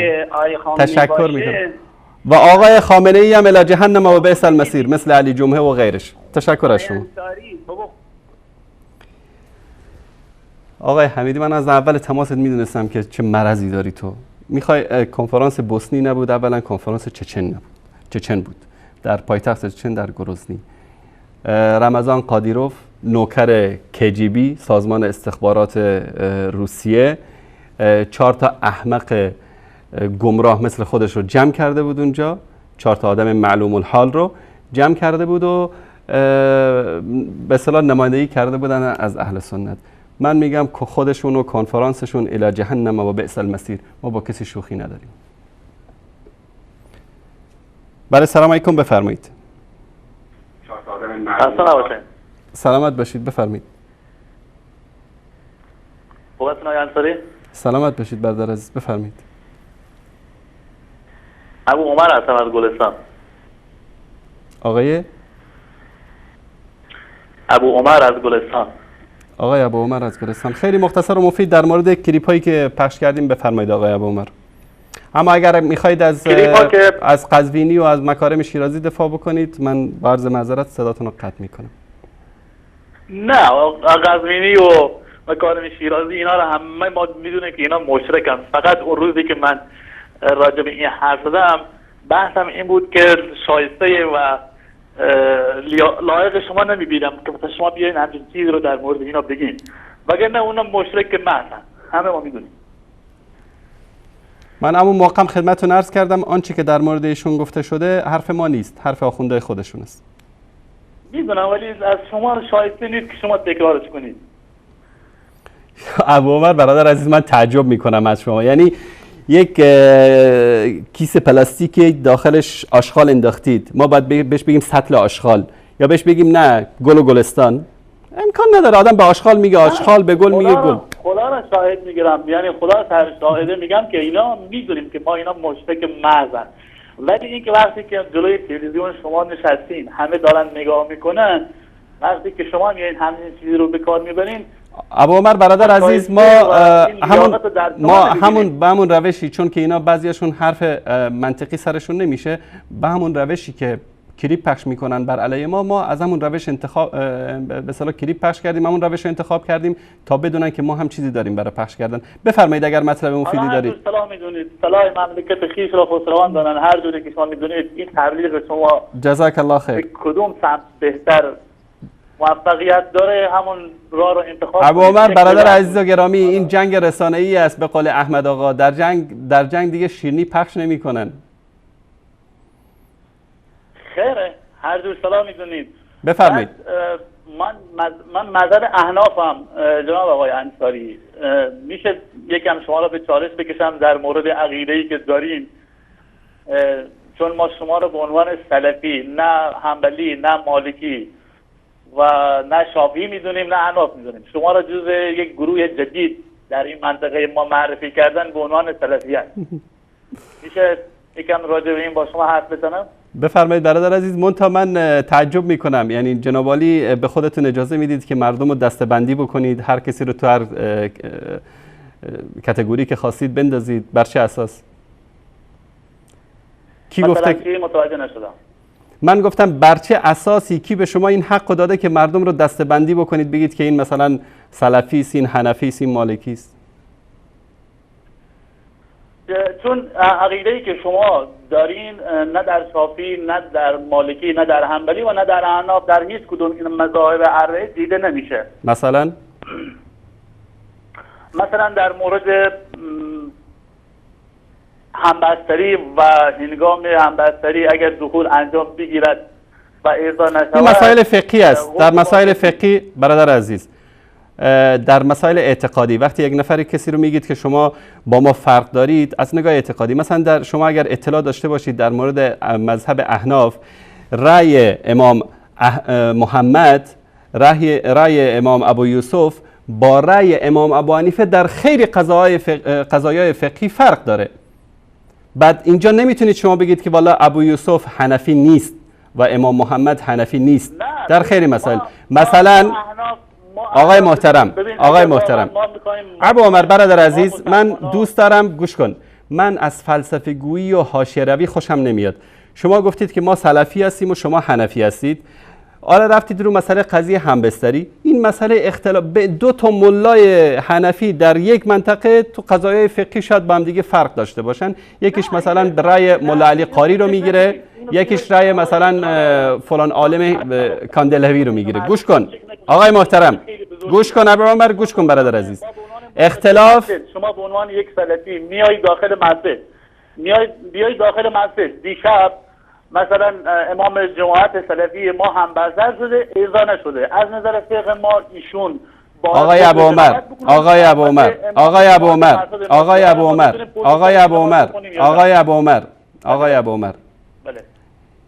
واقعا من به حماقت تو باید بخندم، جلوی همه بینندگانم باید با من بخندن. آقای محترم، اگر تو عقل داری، شعور داری، من میگم در مورد مسائل اعتقادی با من صحبت بکن که مسئله اختلافی بین مذاهب اهل سنت و یا بین گروه های اهل سنت است، در اینجا بیا با هم دیگه در مورد مسائل اعتقادی صحبت بکنیم. مسائل فقهی آقای ابو عمر تو یک رافضی خبیثی هستی، گوش کن، تو یک رافضی خبیثی هستی که فقط میخوای وقت برنامه رو بگیری. من تو رو میشناسم. آقای ابو عمر، من ازت یک سوال دارم. تو حنفی هستی؟ تو؟ آقای ابو عمر تو حنفی هستی؟ بله. کتاب عقیده احناف کدوم کتابه؟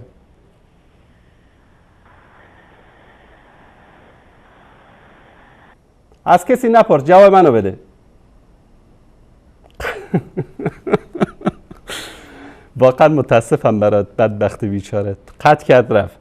برو وقتی که خودت میگی که حنفی هستی، شافعی هستی، برو یک چیزی کمی اطلاعات در مورد این مذاهب بگیر، بعداً بیا اینجا با من صحبت بکن. من پوست شما رو در چرمگری میشناسم. شما آخوندهای خبیثی که میخواید با این مطرح کردن این مسائل وقت برنامه رو بگیرید.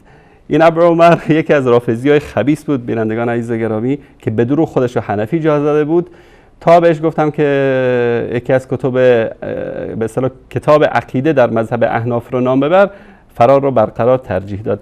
احمد جان اینم در لیست سیاه داشته باشه، اسمش رو به عنوان یک رافضی دروغگو، به درد میخورن اینا. برای سلام علیکم بفرمایید. خسته نباشی آقای انصاری. سلامت باشید برادر عزیز. خودتون رو معرفی کنید، از کجا زنگ میزنید؟ من از بلوچ هستم، از چابهار. بفرمایید برادر عزیز، خیلی کوتاه و مختصر. عرضم به حضور شما در پیرو حرفای آقای ابو عمر، این رافضی هم نیست، این یک فروشنده دین هست که به خاطر 1000 تومان 2000 تومان دینشو میفروشه و این رافضی هم نیست، یک مشرک هم نیست، بلکه یک منافق بدتر از یک رافضی و یک مشرک. بعد عرضم به حضور شما ما اینقدر شعور داریم، مردم عزیز ما چه حنفی باشن چه شیعه باشن، مردم عزیز فارسیگو چه ایران چه تاجیکستان چه افغانستان اینقدر شعور دارن که شما پشت تلویزیون چی دارید میگید، از خدا و پیغمبرش داره حرف میزنید، چه مسیحی باشید چه کاتولیک باشید چه یهودی باشید چه هندو باشید، ما حرفتون رو میفهمیم و پیرو اون حرفایی هستیم که مطابق اخلاق و مطابق سنت پیامبر، مطابق قرآن باشه، فرقی نمیکنه. شما، من عرضم به حضور شما آقای انصاری، من بحثی از این طریق ندارم که علی نمیدونم خلیفه بوده، عمر خلیفه بوده، ابوبکر خلیفه بوده، یا کتاب‌های کدوم یک از بزرگان دین صحیح هست. من فقط یه چیز در دینم میشناسم، اون خدا و پیغمبر و قرآنشونه. هر کی از این کتابا و از این سه چیز حرف بزنه ما پیرو اون هستیم. ما کاری به این نداریم که کی شفا میده، کی مریض میکنه، کی نمیدونم پول میده، کی فقیر میکنه. اول عقیده ما رو درست کنید. شما اول بفهمید که خدا کدوم خداست، کتابش چیه، فرستندش کیه، مطابق اونا باشید، راهی که اونا رفتن برید. خیلی ممنون. تشکر از شما، زنده باشید، خدا نگهدارتون. برای سلام علیکم بفرمایید. سلام، خسته نباشید. سلامت باشید. خودتون رو معرفی کنید، از کجا زنگ میزنید؟ درود بر شما. درود بر شما. درود بر شما. سلامت باشید. میشه خودتون رو معرفی کنید آقای محترم؟ قطع کردید. برای سلام علیکم بفرمایید. شبکه جهانی وصالت. وصال حق بفرمایید. سارانی هستم از سیستان. بفرمایید برادر عزیز. سلام علیکم. علیکم السلام و رحمت الله. خسته نباشید جناب آقای حسن. سلامت باشید برادر عزیز. صدای تلویزیونتون رو ببندید. بفرمایید. چشم یک لحظه.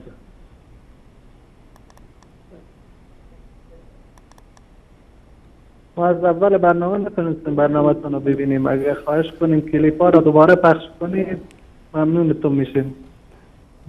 والا مشکله، چون کلیپ خیلی طولانی بود، 20 دقیقه بود و چیزی کمتر از ما 1 ساعت کمتر داریم به پایان برنامه. تشکر از شما برادر عزیز. زنده باشید. خدا نگهدار.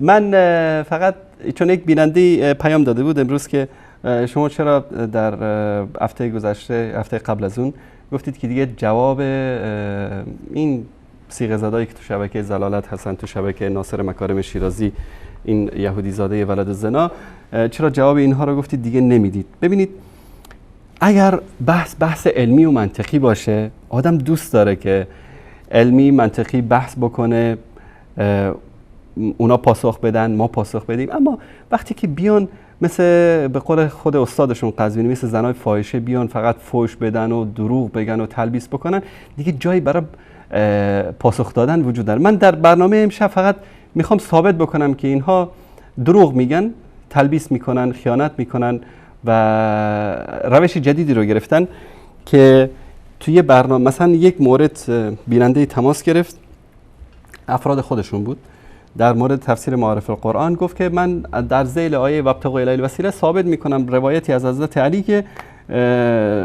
توسل کنید به من، و تحدی ما هم امین بود و در همون برنامه هم صحبت کردیم. اگر احمد جان این کلیپ رو صدا و تصویرش رو داشته باشی.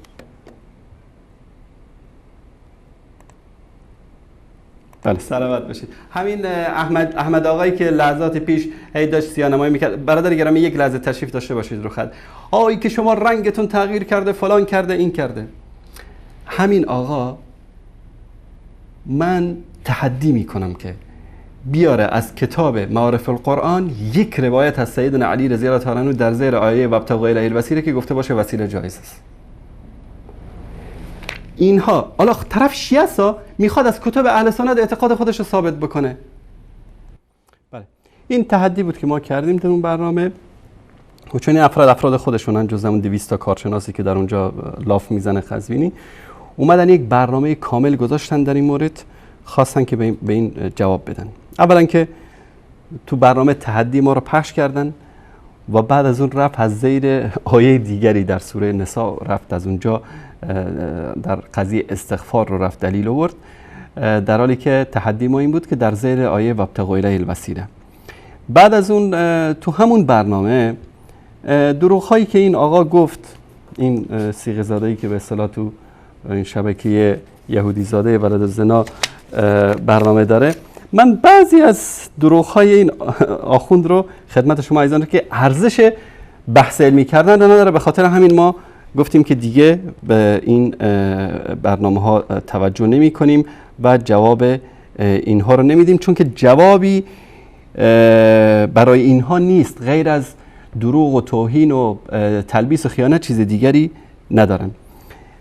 من فقط قسمت هایی از این کلیپ رو خدمت شما عزیزان پخش می کنم.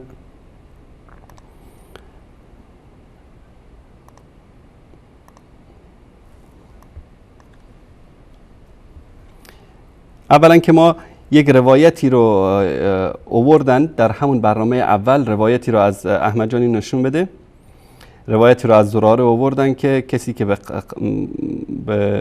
قبر امام رضا بره که در سرزمین خراسان است. ما اینو گفتیم که در ماجم رجال خویی گفته که این روایت یا سندش اصل نداره یا خود متنش اصل نداره. در هر صورت این روایت یک روایت باطل و دروغی است که اینا بهش استناد کردن، اما کلا در اینجا خفه خون گرفت و اصلا صداش در نیومد، هیچ صحبتی هم نکرد در این مورد، این دروغی که گفته بود.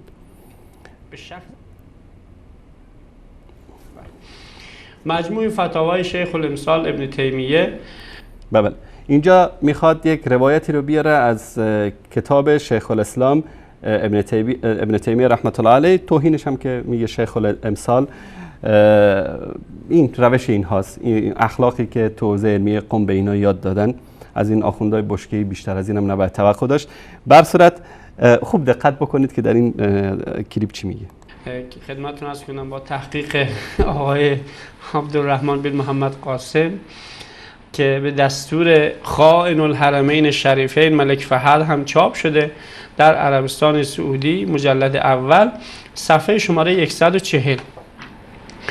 خب این خدمتتون از کنم ازش سوال شده هل یجوز التوسل بالنبی صلی الله علیه و آله ام لا، آیا جایز هست توسل به پیغمبر یا جایز نیست؟ البته خب این در اینجا هست، من از یک آدرس دیگه این روایت رو بخونم.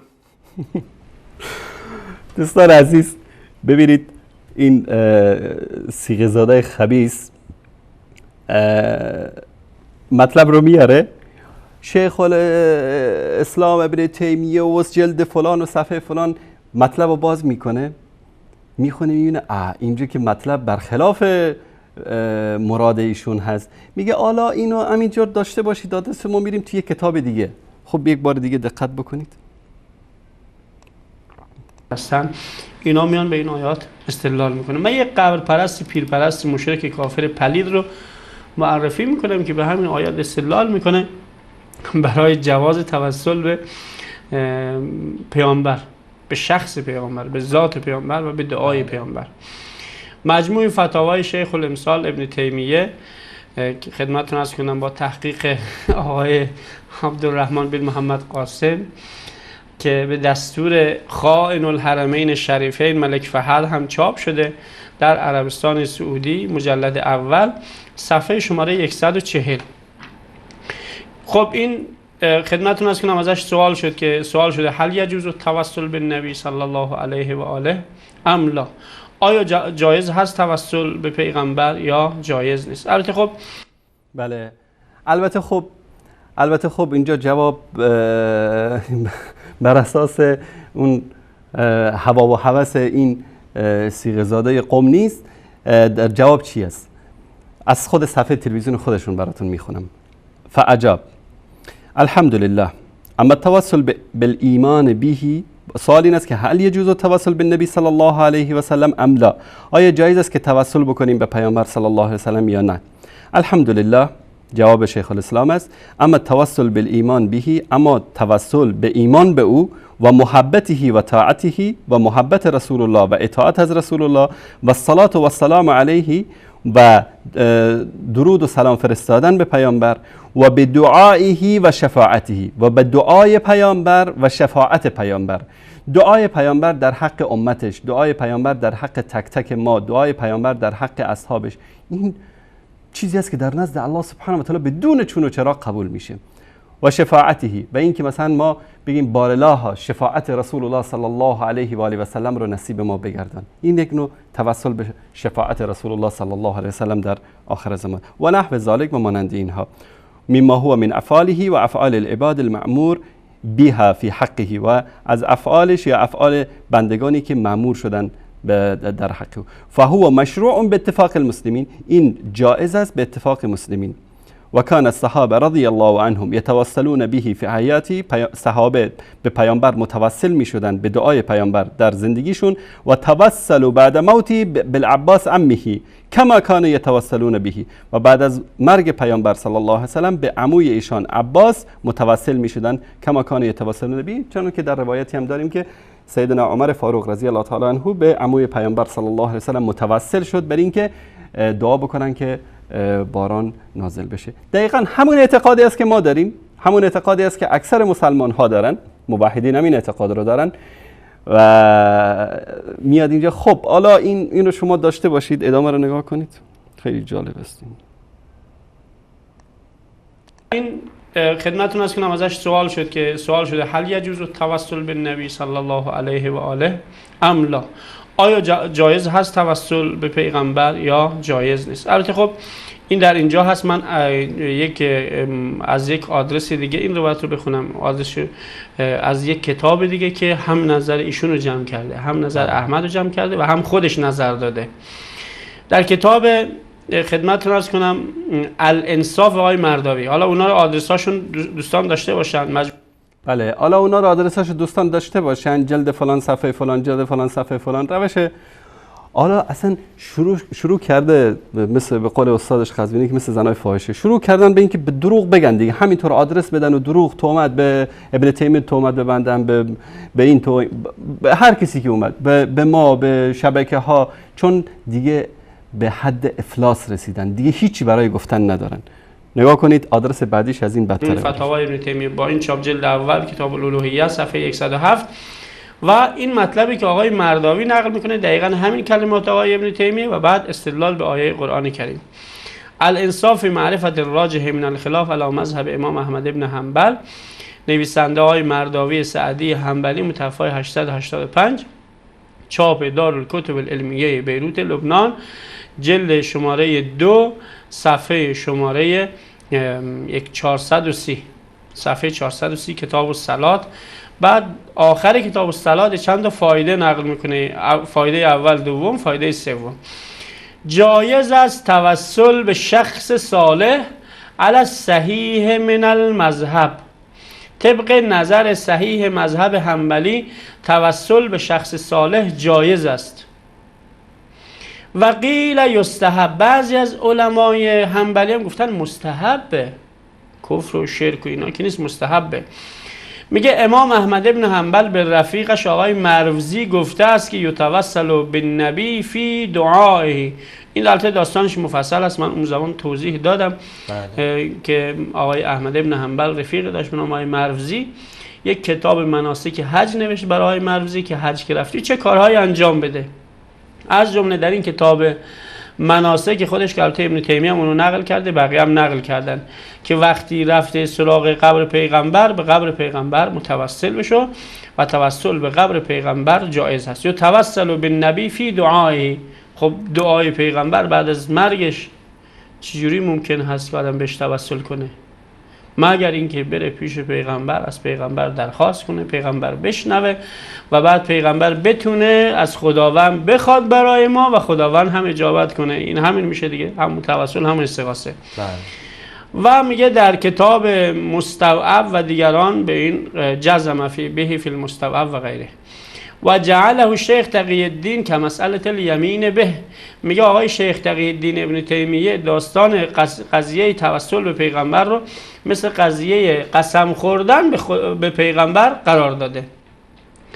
و قال، یعنی ابن تیمیه گفته همون حرفایی که اونجا خدمتتون نشون دادم، و توسل بالایمان به و طاعته و محبته و الصلاه و السلام علیه و به دعایه و شفاعته. ایناش مهمه، حالا بقیهش که عمل صالح همه قبول دارن.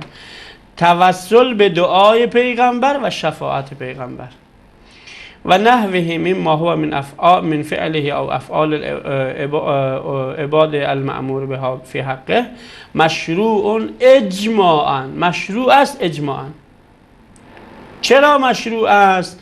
و هو من الوسیله المأمور بها فی قوله تعالی اتقوا الله وابتغوا الیه الوسیله. ببینید میگه این توسل به دعای پیغمبر، توسل به شفاعت پیغمبر، این خیلی واضحه. توسل به دعای پیغمبر الان که دیگه پیغمبر به قول اینها زنده نیست که ما بریم پیش بگیم دعا کنه، پیغمبر از دنیا رفته. توسل به دعای پیغمبر الان چجوری مصداق پیدا میکنه؟ توسل به شفاعت پیغمبر الان چجوری میتونه مصداق پیدا کنه؟ ما بریم پیش پیغمبر بگیم یا رسول الله اشفع لنا عند الله، بریم پیش پیغمبر بگیم یا رسول الله دعا کن که خداوند به ما یک بچه صالح بده، دعا کن که خداوند ما رو بله، این دقیقا همون توسل شرکی و کفری است که این آقا داره در اینجا یک صفحه از مجموع فتاوا نشون داد، یک صفحه از الانصاف نشون داد و خلاصه اینا رو با هم یه شلغم شوربایی درست کرد. الان داره به خورد بینندگان میده که توجیه بکنه شرک و کفری رو که در مذهب شیعه اینا بهش اعتقاد دارن، در حالی که در همون صفحه ابن تیمیه رحمت الله علیه و خود امام احمد و بقیه قضیه توسل به نبی صلی الله علیه و سلم، توسل به ایمان به پیامبر، اطاعت از پیامبر، محبت به پیامبر، درود و سلام فرستادن به پیامبر و اینکه شفاعت پیامبر رو از الله سبحانه و تعالی بخوایم که در حق ما محقق بگردانه در روز قیامت، این از وسایلی است که علمای امت اسلامی هیچ شک و شبهه‌ای در این ندارن و با هم متفق هستند. و همچنین اینکه دعای پیامبر صلی الله علیه و سلم در حق امتش مستجاب هست و ما از الله سبحانه و تعالی دعا بکنیم که پروردگارا دعایی که پیامبر صلی الله علیه و سلم در مورد امتشون کردن ما رو مشمول این دعا بگردان و الله سبحانه و تعالی ما رو ببخشه. اما اینکه میان از این مسئله برای توسل شرکی و کفری خودشون که خواستن و استغاثه غیر الله سبحانه و تعالی هست از اون استناد میکنن، اونم در جواب کلا 3 برنامه رفتن در مورد فقط همون یک بیننده‌ای که تماس گرفته بود در مورد در زیر آیه توسل و ابتغاء الیه الوسیله از معارف القرآن میخواست روایت را از حضرت علی بیاره که وجود نداشت و اومدن در برنامه بعدی گفتن که بله ایشون یک حرف دیگری هم زده، تحدی کرده که در کل معارف القرآن اگر از روایتی از حضرت علی بیارید که گفته باشه که به من متوسل بشید. من هنوزم تکرار میکنم شما اینقدر مفلس و بدبخت و بیچاره هستید که در کل معارف القرآن هم دوباره تکرار میکنم یک روایت از حضرت علی ندارید که گفته باشه بیایید ای شیعیان به من متوسل بشید، بیایید ای اهل سنت به من متوسل بشید. خیلی براتون متاسفم. شما فقط چیکار کردید؟ تحدی اول رو که مسخره بود جوابتون، تحدی زیر آیه و ابتغاء الوسیله بود، رفتید به جای دیگه در قضیه استغفار رو نشون دادید، مردم رو فریب دادید. بعد که ما اون رو پخش کردیم رفتید تحدی دیگری که نمیدونم در کل معارف القرآن، در کل معارف القرآن هم روایتی از حضرت علی ندارید که گفته باشه ما به ایشون متوسل بشیم. یک مطلب دیگری رو در اینجا ما فقط جهت این که دوستان اطلاع داشته باشن از خباثت اینها، بیننده‌ای در مورد تحریف قرآن و اینکه تکفیر میشه کسی که قائل به تحریف قرآن باشه سوال میکنه و شما جواب این آخوند و دروغش رو ببینید. بخونم که ایشون میگه به هر حال قائلین به تحریف قرآن تکفیر نمیشن. مجموع فتاوای آقای ابن تیمیه جلد شماره 12 صفحه شماره 263 ببینید میگه فإن السلف اخطأ كثير منهم فی کثیر من هذه المسائل. سلفی ها، سلف یعنی گذشتگان ما، بسیار اشتباه کردن در بسیاری از مسائل و چی و اتفقوا علی عدم تکفیر بذالک و همشون هم اتفاق دارن که کسی به خاطر این خطاها تکفیر نمیشه. بعد مثال میزنه مثل ما انکر بعض الصحابه ان یکون المیت یسمع نداء الحی، مثل اینکه بعضی از صحابه منکر بودن که مرده صدای زنده رو نمیشنون. خب این خطا بود، این اشتباه بود، ولی به خاطر این خطا کسی تکفیر نمیشد. بعضیا چی تا در اینجا خیلی جالب است. در اینجا مثل ما انکر بعض الصحابه ان یکون میت یسمع نداء الحی، مثل که بعضی از صحابه انکار کردن اینکه مرده صدای زنده رو میشنوه و انکر بعضهم ان یکون المعراج یقظه. این اختلافاتی که در بین صحابه بودن. این مطلب آخرش خیلی جالب است. در بسیاری از مسائل و چی و اتفقوا علی عدم تکفیر بذالک و همشون هم اتفاق دارن که کسی به خاطر این خطاها تکفیر نمیشه. بعد مثال میزنه مثل ما انکر بعض الصحابه ان یکون المیت یسمع نداء الحی، مثل اینکه بعضی از صحابه منکر بودن که مرده صدای زنده رو نمیشنون. خب این خطا بود، این اشتباه بود، ولی به خاطر این خطا کسی تکفیر نمیشد. بعضیا چی تا در صفحه بعد ایشون میاد توضیح میده، میگه بعضی از صحابه بودن که معوذتین رو جز قرآن نمیدانستن. همون ابن مسعود، ابن عبدالله. بله. این صیغه زاده خبیث رو ببینید دوستان عزیز چطور در اینجا میاد. اتفقوا علی عدم تکفیر بذالک و همشون هم اتفاق دارن که کسی به خاطر این خطاها تکفیر نمیشه. بعد مثال میزنه مثل ما انکر بعضی از صحابه صدای زنده رو نمیشنون. خب این میاد توضیح میده، میگه بعضی از صحابه بودن که معوذتین رو جز قرآن نمیدانستن. در اینجا میگه و بعضهم کان حذف المعوذتین، جزء قرآن نمیدونستنم. نمیدونم این صیغه زاده خودفروش خبیث از کجا آورده. ببینید اینطوری اینها دروغ میگن. خب ما الان چی رو بیایم جواب بدیم؟ اینجا میاد صفحه رو میاره جلوی دوربین، در اینجا گفته و بعضهم کان حذف المعوذتین. احمد جان زوم بکن در چیز. و این خبیث میگه بعضی از اینها معوذتین رو جز قرآن نمیدونست.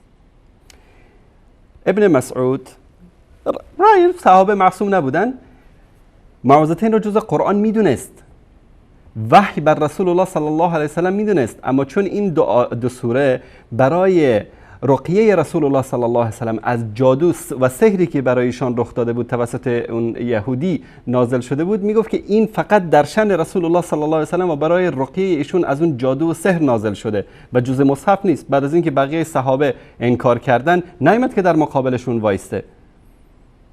اشتباه بود، عبدالله بن مسعود اشتباه کرد رضی الله تعالی عنهم اجمعین.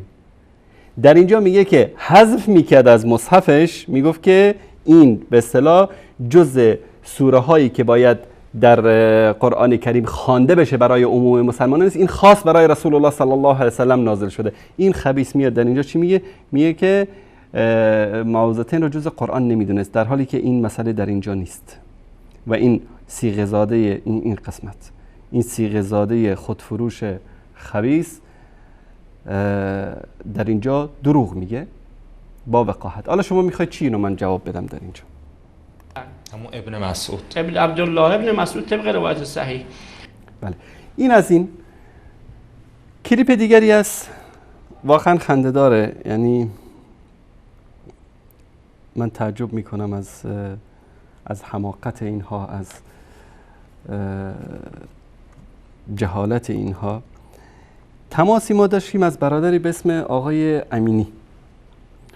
آقای امینی در تاریخ 2/2/2016 در برنامه آن رویسه که تماس گرفته بودن.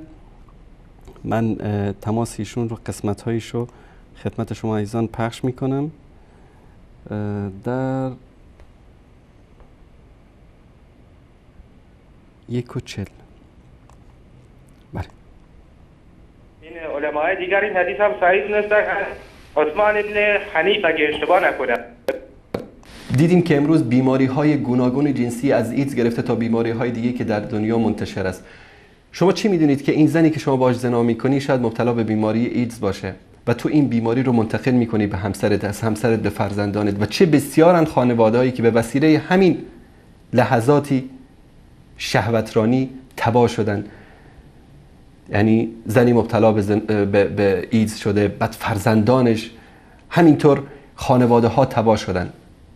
اما از نگاه شرعی تا جایی که من میدونم هیچ اشکالی در نکاح همسر شرعی شما وارد نمیکنه. زنا کردن یک جرم جداگانه خاص خودش هست که الله سبحانه و تعالی مسلمانان و جوانان مسلمان رو حفظ بکنه از این آفت مهلک. بله، سلام علیکم، بفرمایید. سلام آقای انصاری، خسته نباشید. سلامت باشید. بیننده گرامی خودتون رو معرفی کنید، از کجا زنگ میزنید؟ من امینی هستم از کردستان آقای انصاری. آقای امینی از کردستان، بفرمایید.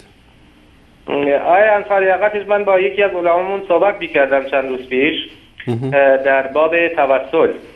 ایشون به صحیح استدلال کردن که در اکثر کتب اهل سنت موجوده و حتی علماهای چون امام ذهبی و ابن کثیر و این علماهای دیگر این حدیث هم صحیح دونستن.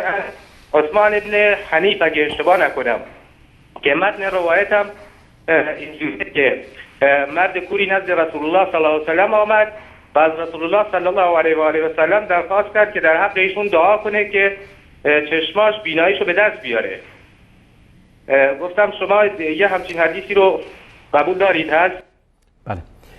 این آقای امینی در مورد روایتی که مرد کوری اومد پیش رسول الله صلی الله علیه و سلم، روایت در ترمذی، طبرانی، بعضی کتب دیگر هم اومده و یک روایت دیگری است که در زمان عثمان همچین واقع افتاده که این من قبلا هم ذکر کردم این دروغ هست و این روایت ضعیف است. اما روایت اول که قضیه این مرد کور، این روایت در ترمذی اومده و ربطی به بخاری و مسلم نداره.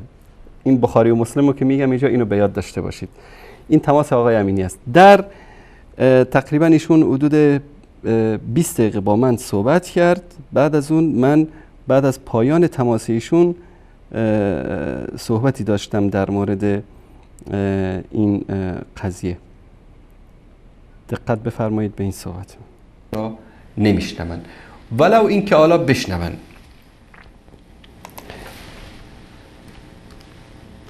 ولو اینکه بله بشنون. ما در همین سوره فاطر آیه 13 رو خدمت شما عزیزان نشون میدیم. ببینید در این که بارها این آیه رو من بهش اشاره کردم، اینجاست در همین سوره فاطری که برادر عزیزمون اشاره کردن در آیه 13 الله سبحانه و تعالی در مورد اینکه قدرت الله سبحانه و تعالی که شب و روز رو در هم یعنی شب و روز رو به وجود می آورد و خورشید و سخر الشمس استجب لکم، مرا بخوانید تا شما را. این روایت رو 20 نفر تصحیح کردن، خدا کنه 100 نفر تصحیح کرده باشن. وقتی که میان اکابری مثل طبرانی میان در اصل این قصه اصلا تن وارد میکنن که این یک قصه جعلی و ساختگی و ضعیف است. حالا شما آنچه که هیچ شک و شبهه‌ای در صحتش نیست قرآن کریم رو قبول میکنید یا یک روایتی رو که 100 نفر تصحیح کردن 100 نفرم تضعیف کردن یا بالفرض محال 100 نفر تصحیح کردن 1 نفر اومده تضعیف کرده. کلاً بحث تو اون برنامه یعنی این قضیه حدود میشه گفت چیز حدود 6 ماه قبل بوده. اینا رفتن این کلیپ رو از اینجا گرفتن چسبوندن به برنامه دیگری که در مورد موضوع دیگری هست و ببینید که چجور در اینجا دروغ میبنده این آخوند خبیث. من اینجا یادداشت کردم دقیقه ای که بله شما ببینید فقط که چطور اینها الان وقتی که کم آوردن دیگه حرفی برای گفتن ندارن شروع کردن به تلبیس مانند قزوین. بعدی رو هم با هم داریم. ذالکم الله ربکم، این است الله پروردگار شما. له الملک، پادشاهی از آن هست. والذین تدعون من دونه ما یملکون من قطمیر، کسانی که غیر از الله میخوانید مالک پوست نازک هسته خرما هم نیستند. ان تدعوهم لا يسمعوا دعاءکم، اگر شما اینها رو بخوانید صدای شما رو دعای شما رو نمیشنون. ولو سمعوا، حالا بالفرض محال اگر شنیدن، مستجابوا لکم، نمیتونن شما رو اجابت بکنن. و یوم القیامت یکفرون بشرککم، و روز قیامت به این شرکی که شما میخواید انجام بدید اینها کافر میشن، یعنی رد میکنن. ببینید الان ما این آیه رو برادرمون آقا مهدی اشاره کردن بهش، وقتی که اینو بیارید دلیل میارن پیامبر در روز بدر مردگان کفار در چاهای بدر افتاده بود، پیامبر صلی الله علیه و آله اونا رو مخاطب قرار داد. این یک مصیبتی هست که کسانی که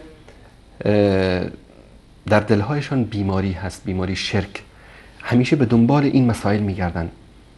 وقتی که با قرآن جوابش دادی میره تو روایت ها یک روایتی رو پیدا میکنه تا از این روایت بر اساس اون هوا و هوس خودش یک چیزی رو برداشت بکنه. خدای نکرده منظور من برادر عزیزمون آقای امینی و امثال ایشون نیستن، منتها انسان نباید وقتی در جایی که قول صریح الله سبحانه و تعالی هست و دلایل عقلی و نقلی و منطقی وجود داره به دنبال مسائل. شما میگید این حدیث رو این روایت رو 20 نفر تصحیح کردن، خدا کنه 100 نفر تصحیح کرده باشن.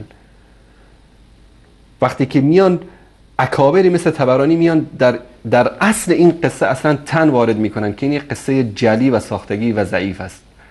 حالا شما آنچه که هیچ شک و شبهه‌ای در صحتش نیست قرآن کریم رو قبول میکنید یا یک روایتی رو که 100 نفر تصحیح کردن 100 نفرم تضعیف کردن یا بالفرض محال 100 نفر تصحیح کردن 1 نفر اومده تضعیف کرده.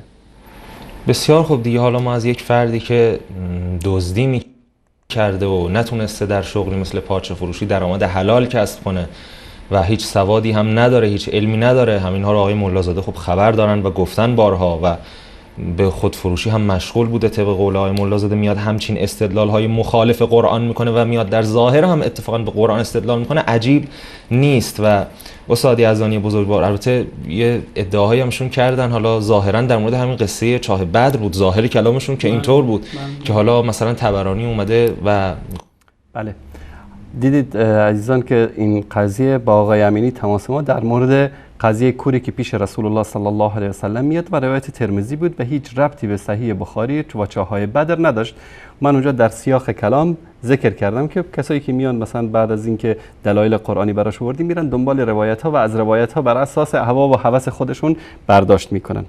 حالا ببینید که این دروغگوهای خبیث، این زنازاده های یهودی زاده ببینید چطوری برداشت حالا قریب به جعل هست این داستانو، حتی اگر 20 نفرم تحصیل کرده باشن مهم نیست، قرآن مخالفت میکنه با این. برات حالا یک تکیه هم ایشون اشاره کرد که با عقل و اینها در تضاده. حالا در مورد این ادعایشون که با عقل مخالفت داره یک کلیپی هست در پایان برنامه امشب پخش خواهد شد، بسیار بسیار جالب هست، حتما اون رو ببینید. اما در مورد این ادعاهای سخیف در خدمت شما هستیم، ببینیم چه پاسخی خواهید داد. خدمتتون عرض کنم خیلی حرف قشنگی، اگر این روایت صحیح بخاری با قرآن در تضاد باشه، بله، ما از استقبال میکنیم که شما روایتی در صحیح بخاری پیدا کنید که نه فقط صحیح بخاری، صحیح مسلم و تقریبا میگم تمام 100% کتاب‌های روایی اهل سنتی که داستان بدر رو نقل کردن این روایت رو هم آوردن. چه کتاب‌های تاریخیتون چه کتاب‌های رواییتون این داستان رو آوردن. آیا شما این رو میپذیرید که روایتی در صحیح بخاری باشه که کفر و شرک رو ثابت کنه و ثابت کنه که مثلا این کار، این عمل شرکه و کفر و پیغمبر انجام داده باشه؟ این رو اگر قبول کنید خب چیزی جالبی میشه، چیز حرف جدیدی هست. تا حالا کسی از حداقل از میان اهل سنت یا حتی از بین وهابی ها پیدا نشده بگه آقا این روایتی که در صحیح بخاری نه یک جا چندین جا و در صحیح مسلم آمده این شرک و کفر رو ثابت میکنه و صریح مخالف آیه قرآن کریم. اینجا دیگه رفت رو صحیح بخاری و اصلا ما قضیه صحبتی که داشتیم با آقای امینی ربطی به صحیح بخاری و روایت چاه بدر نداشت، روایت چیز دیگری بود. اما این از طویله حوزه علمی قم که کسی خارج بشه دیگه بیشتر از این نمیشه ازش آدم توقع داشت. به هر صورت کل برنامه‌شون دیگه رفت رو همین قضیه، یک دروغی رو گفتن و بعد از اون رفت رو صحیح بخاری و که بله گویا ما ادعا کردیم که این روایت صحیح بخاری رو کسی قبول نداره و فلان از این حرفا.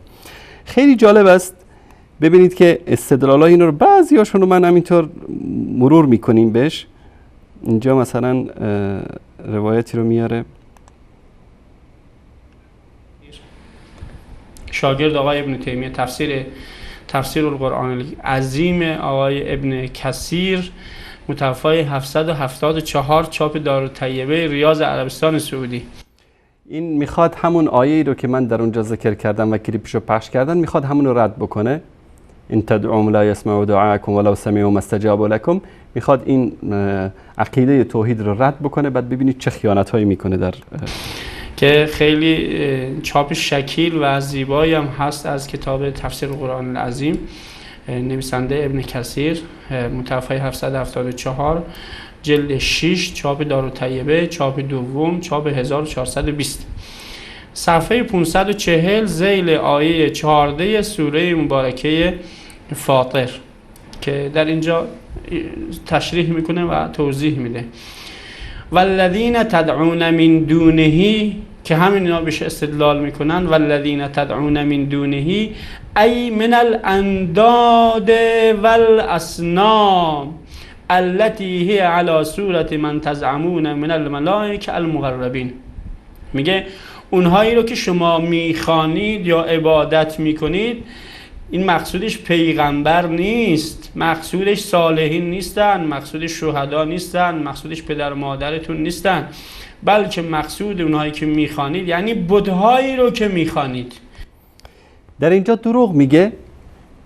این شاگرد یهودی زاده ولد الزنا داره دروغ میگه. در اینجا احمد جان زوم بکن روی این مسئله.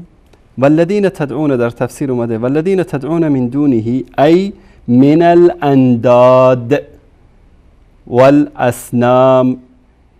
یعنی من یک کمی عقب برگردم کسل صفحه‌ای که نشون داد ببینید که چطور دروغ میگه.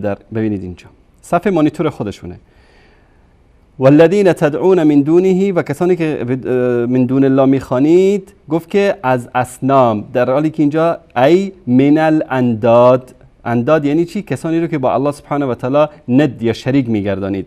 والاصنام و بتها التي هي على صورت من تزعمون من الملائکه المقربین، که ادعا میکردن که این بتهای اینها تصویری است از ملائکه مقرب درگاه الله سبحانه و تعالی. ما یملکون من قطمیر، مالک پوست نازک هسته خرما هم نیستن.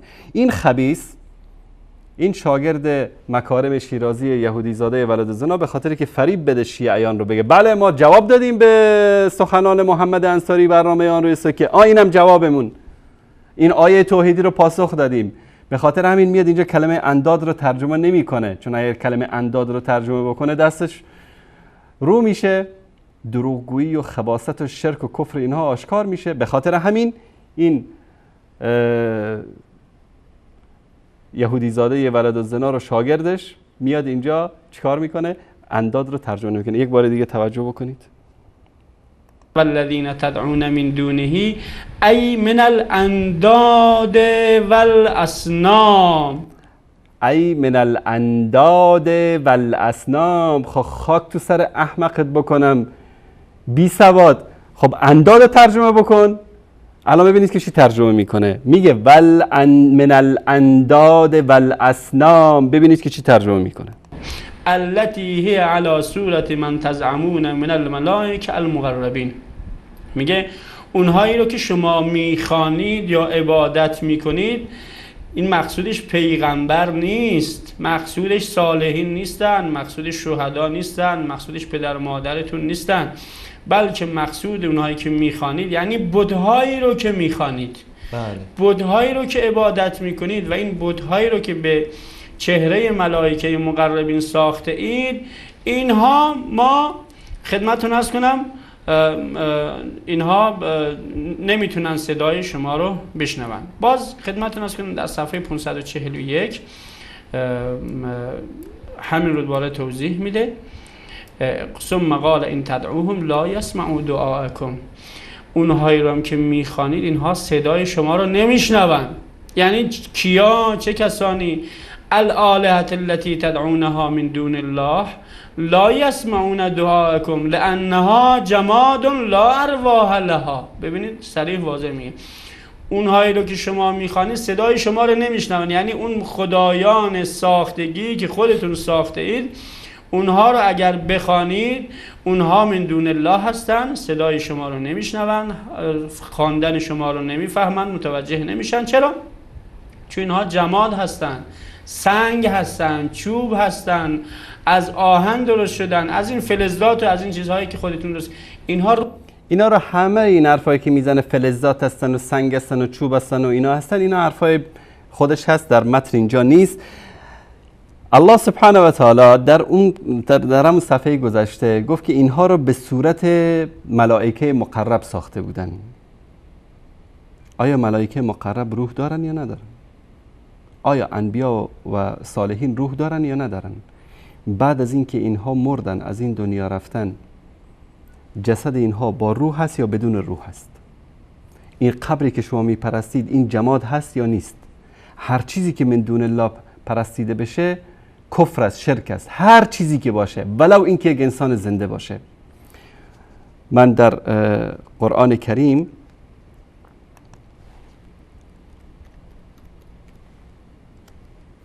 الله سبحانه و تعالی در اینجا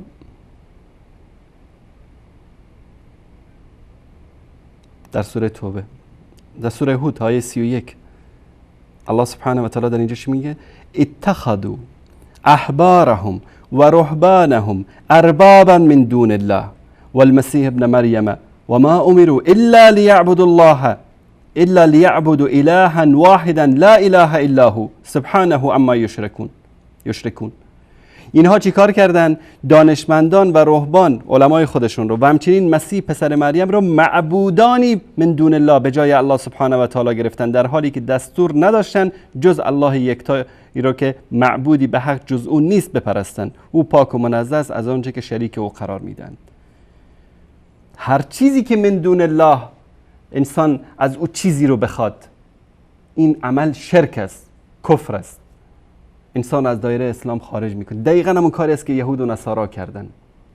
این خبیث در اینجا میاد، این شاگرد یهودی زاده ولد الزنا میاد در اینجا کلماتی را خودش اضافه میکنه و سیانمایی میکنه و انداد رو ترجمه نمیکنه در صفحه گذشته تا به مردم بگه که منظور این آیه بت‌های مشرکین هستن و ارغلتی که امروز قزوینی و این یهودی زادای ولد الزنا انجام میدن اینها مشروعیت داره، هیچ مشکلی نداره. چی میخواید بگید؟ به کجا اینو ما جواب بدیم؟ کجای این بحث علمی است که ما بخوایم بهش جواب بدیم؟ بریم یک کمی جلوتر که من مطلب جالب دیگری رو براتون نشون بدم. احمد جان صدا رو داشته باش. ما بگیم که مثلا ولو سمعوا ما استجابوا لكم، اگرم قدرت بده خدا به اینها و بتونه بشنون، ما استجابوا لكم ای لا یقدرون علی ما تطلبون منها، یعنی نمیتونن اون چیزی رو که ازشون خواستید اجابت کنن. به هر حال خیلی واضحه، خیلی روشنه که آقای ابن کثیر از این آیه میفهمه که درباره بت هاست. این بت خیلی واضحه، خیلی آشکاره. الله سبحانه و تعالی داره میبینه که تو خبیث زندیق داری دروغ میبندی. به جای این کار من مشوره میدم به حجت الاسلام یزدانی، به جایی که بیای اینطوری به الله و رسولش دروغ ببندی، من مثل اون آخوندتون که رفته بود ترکیه هم جنس باز، بری اونطور خودفروشی بکنی، فکر کنم برات خیلی بهتره. تن فروشی بکنی برات خیلی بهتره از این که به الله و رسولش تهمت ببندی. ببینید که در ادامه چی میگه. سنگ چوب اینها صدای شما رو نمیشنون، اینها رو نخوانید. میخواد یک قاعده عقلی رو بگه به مشرکین قریش. جالب خود ابن تیمیه حرانی در منهاج سنش که به حق منهاج البدع است، در جلد اول چاپ 1406 صفحه 46 دقیقاً همین آیه رو میاره و میگه مقصود از این آیه بت هاست. این تدعوهم لا یسمعوا دعاءکم ولو سمعوا ما استجابوا لكم هذا معنی الاصنام موجوده. خب این داره یک مطلبی زشت رو علیه حضرت صاحب الزمان علیه دروغ میگه. من تحدی میکنم که این خبیث بیاد یک صفحه کامل از منهاج السنه بخونه که در اینجا ابن تیمیه میگه منظور اینجا بت هاست. میگه یعنی واقعا باید یعنی شیطان بیاد پیش اینا درس خباثت و دروغگویی و تلبیس رو یاد بگیره. در اینجا ابن تیمیه در مورد خواستن غیر الله در نزد شیعه که امامانشون رو میخوان، از علی رضی الله تعالی عنه گرفته تا امام زمان معدومشون اونو میخوان، میاد اینو رد میکنه و خیلی واضح با دلایل عقلی و نقلی میاد رد میکنه این ادعای اینها رو. میاد در اینجا میگه بله در مجموع فتاوا در منهاج السنه ابن تیمیه گفته که اینجا منظور بت هاست، در حالی که در اینجا ابن تیمیه میاد میگه که منظور آیه همین است که شما این امامانتون من دون الله رو پرستش نکنید. من این قسمت رو از کتاب منهاج السنه، احمد جان اگر این کتاب رو نشون بدی اینجا امکانش هست. این کتاب منهاج السنه است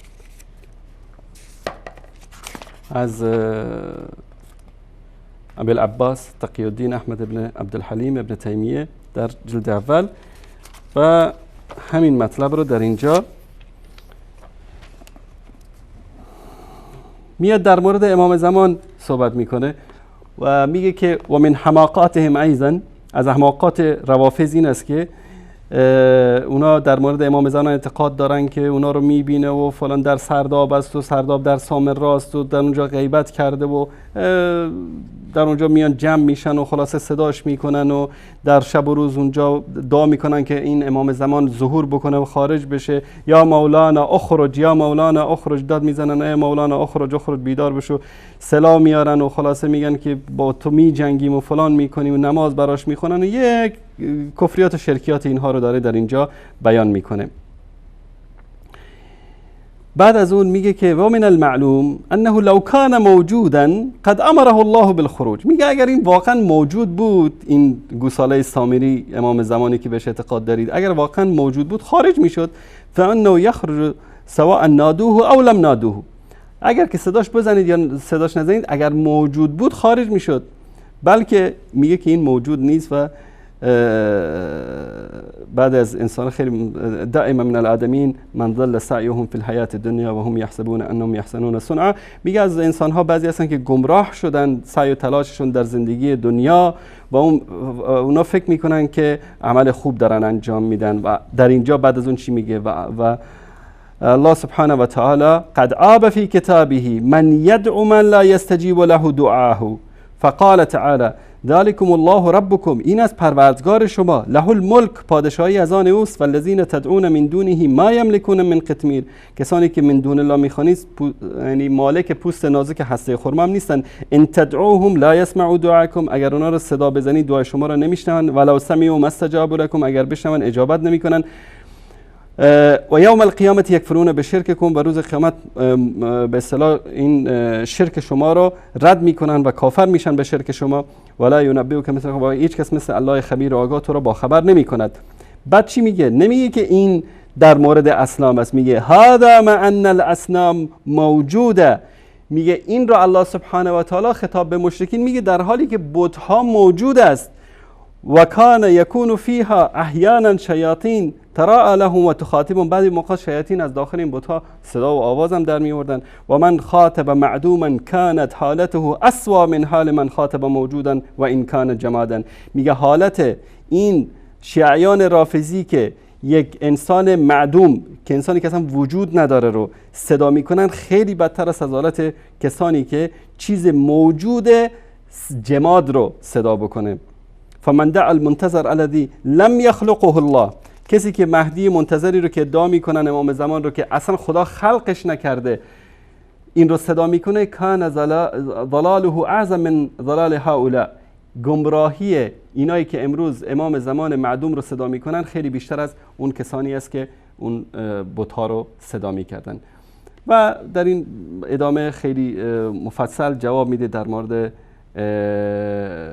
کسانی که غیر الله رو میخوانن که فایده ای نداره خواندن اونها، و مثلا امام معصوم باشه و با اونها چنان موالات و به اصطلاح معادات دارن مانند مشرکین که به آلههشون داشتن و اینا رو رکنی از ارکان ایمان دونستن و از این مسائلی که اعتقاد دارن. ببینید که در اینجا شیخ الاسلام ابن تیمیه رحمت الله علیه چه مطلبی رو بیان میکنه، چگونه رد میکنه اعتقادات اینها رو، و این آقا میاد برای شرک و کفر خودش دلیل میاره از منهاج السنه. حالا ما چی اینا رو بخوایم جواب بدیم؟ شما رو به خدا، یعنی بدبختی اینها، رذالت اینها به این اندازه رسیده، چی رو میخوایم جواب بدیم؟ ما تقریبا حدود 6 دقیقه دیگه وقت داریم. اگر احمد جان شما تلفن های برنامه رو زیرنویس بکنه، اگر بتونیم بعضی از بینندگان عزیز رو بگیریم. این بود گوشه ای از به اصطلاح دروغ ها و تلبیس ها و خیانت هایی که اینها در چندین برنامه‌ای که داشتن، 3 برنامه رفتن و من الله سبحانه و تعالی را سپاسگزارم که به خاطر یک تماس بیننده‌ای که با شبکه وصال حق و برنامه آن رو سکه میگیره، اینا مجبور میشن که 3 تا برنامه زنده برن، این همه خرج بکنن به خاطر که بتونن این تماس رو جمع بکنن، بخوان اون آبرویی که رفته ازشون این آبرو رو بخرن که الله سبحانه و تعالی بدتر از این داره رسواشون میکنن. واقعا امروز من افتخار میکنم که یک برنامه شبکه وصال حق و یک تماس یک بیننده برنامه آن روی سکه سبب میشه که چنان به دست و پا بیفتن که 3 تا 4 تا برنامه زنده برن تا بخوان که از عقیده پوسیده و باطل عبدالله ابن سبع یهودی دفاع بکنن. بله سلام علیکم، بفرمایید. بله سلام علیکم. علیکم السلام و رحمت الله و برکاته. و علیکم السلام و رحمت الله و برکاته. سلام احترام دارم خدمت شما و همکاران محترم شما. سلامت باشید برادر عزیز، بفرمایید. شما زحمت دادم فرارسیدن این شهید قربان به شما و همکاران محترم شما و دوستان شما تبریک و تهنیت عرض میکنم. سلامت باشید. از برنامه خوب شما تشکر کنم که وقت ضیق است. من در دقیقه‌های زیادی داشتم ارتباط با تلفن می‌خواستم صحبت کنم، که وقت کم، وقت دیگه بینندگان نمیگیرم. آرزوی شب خوشی به شما دارم. امیدوارم که همیشه سربلند و تندرست و صحتمند و سرفراز باشید. شب خوشی به شما آرزو می‌کنم. سلامت باشید. تشکر از شما، خدا نگهدارتون. بیننده بعدی سلام علیکم، بفرمایید.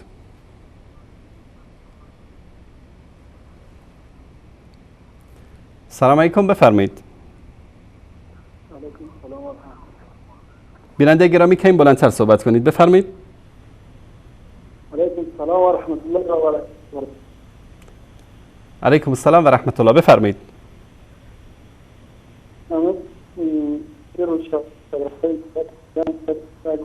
من عذر میخوام از شما بیننده عزیز، صداتون واضح نیست. تماس بعدی رو میگیریم. بله سلام علیکم، بفرمایید. سلام علیکم السلام و رحمت الله. خسته نباشید. سلامت باشید برادر عزیز. من یه عرض خصوصی داشتم، می‌خواستم بعد برنامه اگه میشه زنگ بزنم، مشکلی که ندارم. ان شاء الله. من از اروپا دارم زنگ میزنم. بعد برنامه چند دقیقه بعدش من میتونم زنگ بزنم؟ من 10 دقیقه بعد از برنامه انشالله سعی میکنم در استودیو باشم. اگر که فرصت بشه انشالله امیدوارم بتونم باهاتون صحبت بکنم. اگر پیام صوتی برامون بفرستید از طریق پیامگیر صوتی خیلی بهتر خواهد. نه نمیشه آقای انصاری، من میخوام چون کار نمیشه صوتی بفرستم. باشه انشالله سعی میکنم که باهاتون صحبت بکنم. قول 100% نمیدم چون تراکم تماس زیاد است. بله تشکر از شما. بله سلام علیکم، بفرمایید. سلام علیکم و رحمت الله. علیکم السلام و رحمت الله. ببخشید آقای انصاری، میخواستم یه آیه بخونم که جواب اون آخوند یزدانی رو داده باشیم که ادعا میکردن که این آیات درباره بت‌ها و جمادات و نمیدونم اصنام اینا نازل شده.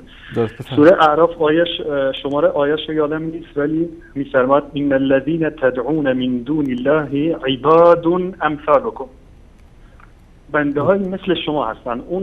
اون کسایی رو که غیر خدا در دعاهاتون میخوانید بنده های مثل شما هستن. عباد امثالکم یعنی نشون میده که با صراحت داره میگه که انسان های مثل شما هستن. فقط هم نمیخواستم گوشزد کنم. درست. تشکر از شما برادر عزیز. خواهش میکنم. خدا نگهدار. زنده باشید. این سوره اعراف آیه 194 است. ان الذين تدعون من دون الله عباد امثالكم فادعوهم فليستجيبوا لكم ان كنتم صادقين. بیگمان آنهایی که غیر از الله میخوانید بندگانی همچون شما هستند، پس آنها را بخوانید اگر راست میگویید که آنها خدا هستند، پس باید دعای شما را اجابت کنند. اینم جواب این آقا. آخرین تماس برای سلام علیکم، بفرمایید. الو سلام. سلام و رحمت الله. امین هستم از ایران. مزاحم شدم آقای انصاری. آقای انصاری در مورد مطلبی که گفتین در کتاب تفسیر معارف القرآن مفتی تقی عثمانی شما گفتین، من نگفت حرف و در صوتی کلیپ شما پخش شد، شما گفتین در این کتاب اصلا نیومده. الانم میگم نیومده که در کتاب من اولا برادر عزیز گفتم در کتاب معارف القرآن ذیل آیه وابتغوا الیه الوسیله حضرت علی یک دلیل بیارید که گفته باشه به ما متوسل بشید. رفتن دلیل آوردن از ذیل آیه دیگه در سوره نساء. ما همونم قبول کردیم از اینا. در همون جام حضرت علی نه امر به توسل میکنه و نه میگه که به ما متوسل بشیم. اگر میگه اینجا معارف القرآن هست بخونید در کجاش میگه. بله مطلبی که در معارف قرآن هست اولا شما گفتین اصلا در این کتاب هم چیزی نیومده. هنوزم میگم نیومده که حضرت علی گفته باشه به من متوسل بشید. در معارف القرآن نیومده. اگر اومده بگید در کجا اومده.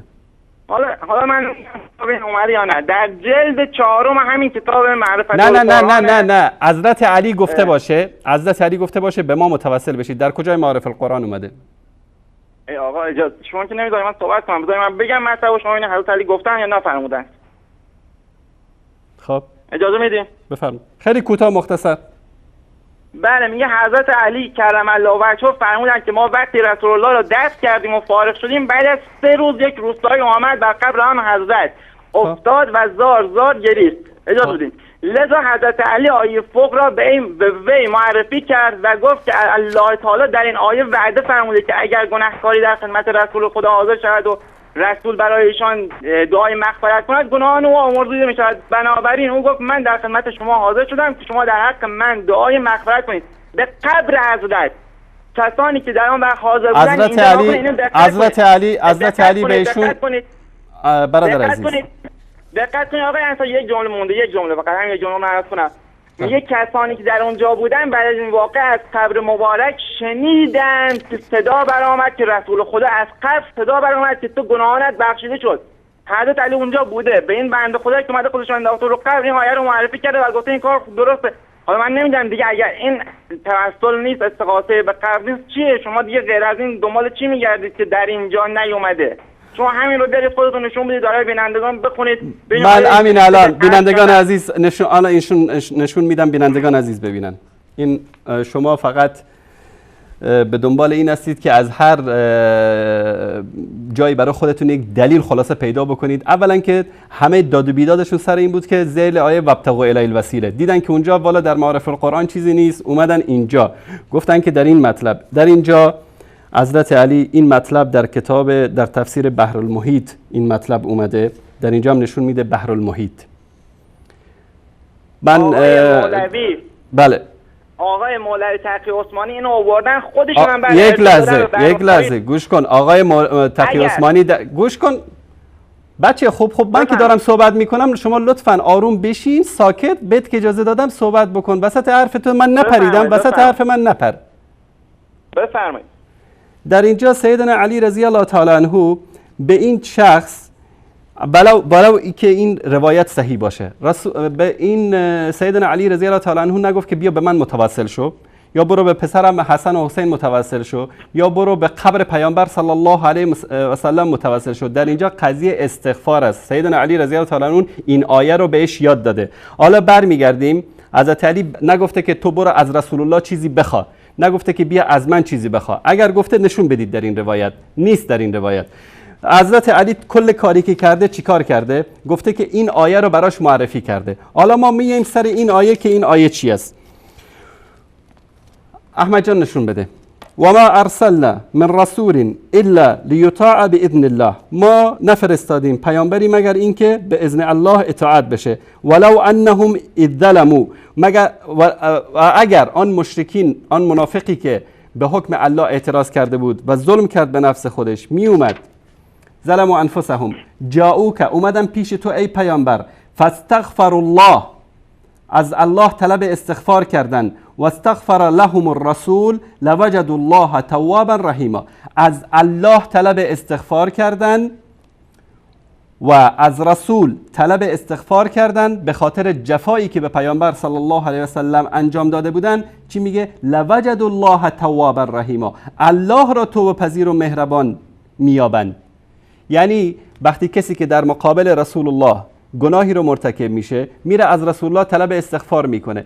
کسی که در مقابل الله سبحانه و تعالی گناهی رو مرتکب میشه، از الله سبحانه و تعالی طلب استغفار میکنه. ثانیاً روایتی که اینجا آمده در تفسیر بحر المحیط یک روایت دروغ، کذب، باطل و دروغین است. ثانیاً میگن که اعرابی رفته این کارو کرده. از کی تالا عمل اعرابی برای شیعه و سنی شده دلیل و مستمسک که ما باید به قول یک اعرابی که این کار رو انجام داده باید عمل بکنیم؟ ثانیاً این روایت یک روایت دروغ، باطل و جعلی و ساختگی است. هیچ سند صحیح برای این روایت وجود نداره و اگر میخوای من از در این مورد بحث کاملی هم ما داریم در مورد تفسیر بحر المحیط که فعلا چون وقت برنامه به پایان رسیده، من همینقدر اکتفا میکنم که این یک روایت باطل و دروغ است. الان چه در این روایت و چه در 14 15 16 جلد تفسیر معارف القرآن یک جا برای من بیار آقای محترم که سیدنا علی رضی الله تعالی عنه گفته باشه که یا ایها الناس بیایید به من متوسل بشید. حالا من جواب بدم، اجازه میدین؟ خیلی مختصر چون وقت برنامه کاملا به پایان، 5 دقیقه از وقت برنامه گذشته. اگر روایتی وجود داره که حضرت علی گفته باشه به من متوسل بشید بفرمایید. من 1 دقیقه وقت می‌خوام همه مطالب شما تو 1 دقیقه جواب میدم. اول که زیر این آیه هست، زیر آیه نیست، شرکه چه زیر این آیه باشه زیر آیه. این که نگفته توسل. آقای محترم گوش کن، این حرف یزدانی است که تو برنامه گفت، من اینو پخش کردم و جوابم دادم. شرک زیر هر آیه‌ای که باشه، اما توسله. چرا زیر آیه وابتغوا الی الوسیله نمیارید دلیل از معارف القرآن؟ زیر آیه‌ای که خطاب، یک لحظه گوش کن پسر خوب گوش کن، زیر آیه‌ای که قضیه استغفار در مورد داستان بشر منافق که با یک یهودی مشکل داشت، به قضاوت رسول صلی الله علیه و سلم راضی نشد، رفت و پیش یک یهودی دیگه طلب قضاوت کرد. چون در اینجا جنایت در مقابل الله و جنایت در مقابل رسول الله بود، در اینجا اومد الله سبحانه و تعالی یاد داد که اگر کسی در مقابل پیامبر عمل زشتی انجام میده بیاد از پیامبر طلب استغفار بکنه. بس الله توبه پذیر و مهربان است، نگفت که پیامبر توبه پذیر و مهربان است. جواب بدم پس. بفرمایید. روایت آقای محترم، اگر روایت داری برای من یک روایت بیار، اگر نداری من خواهشاً وقت برنامه رو نگیرید. روایت دارید؟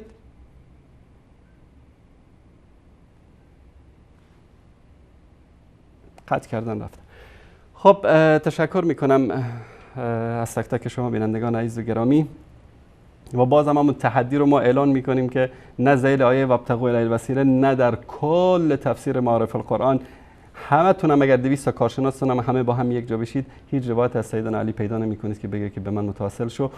یک روایت هم که آورده بودید جوابش دادیم که همونطور ساکت شدید، هیچ پاسخی ندادید که آیت الله خویی خودتون میگه که این یا متنش دروغه یا سندش خراب است.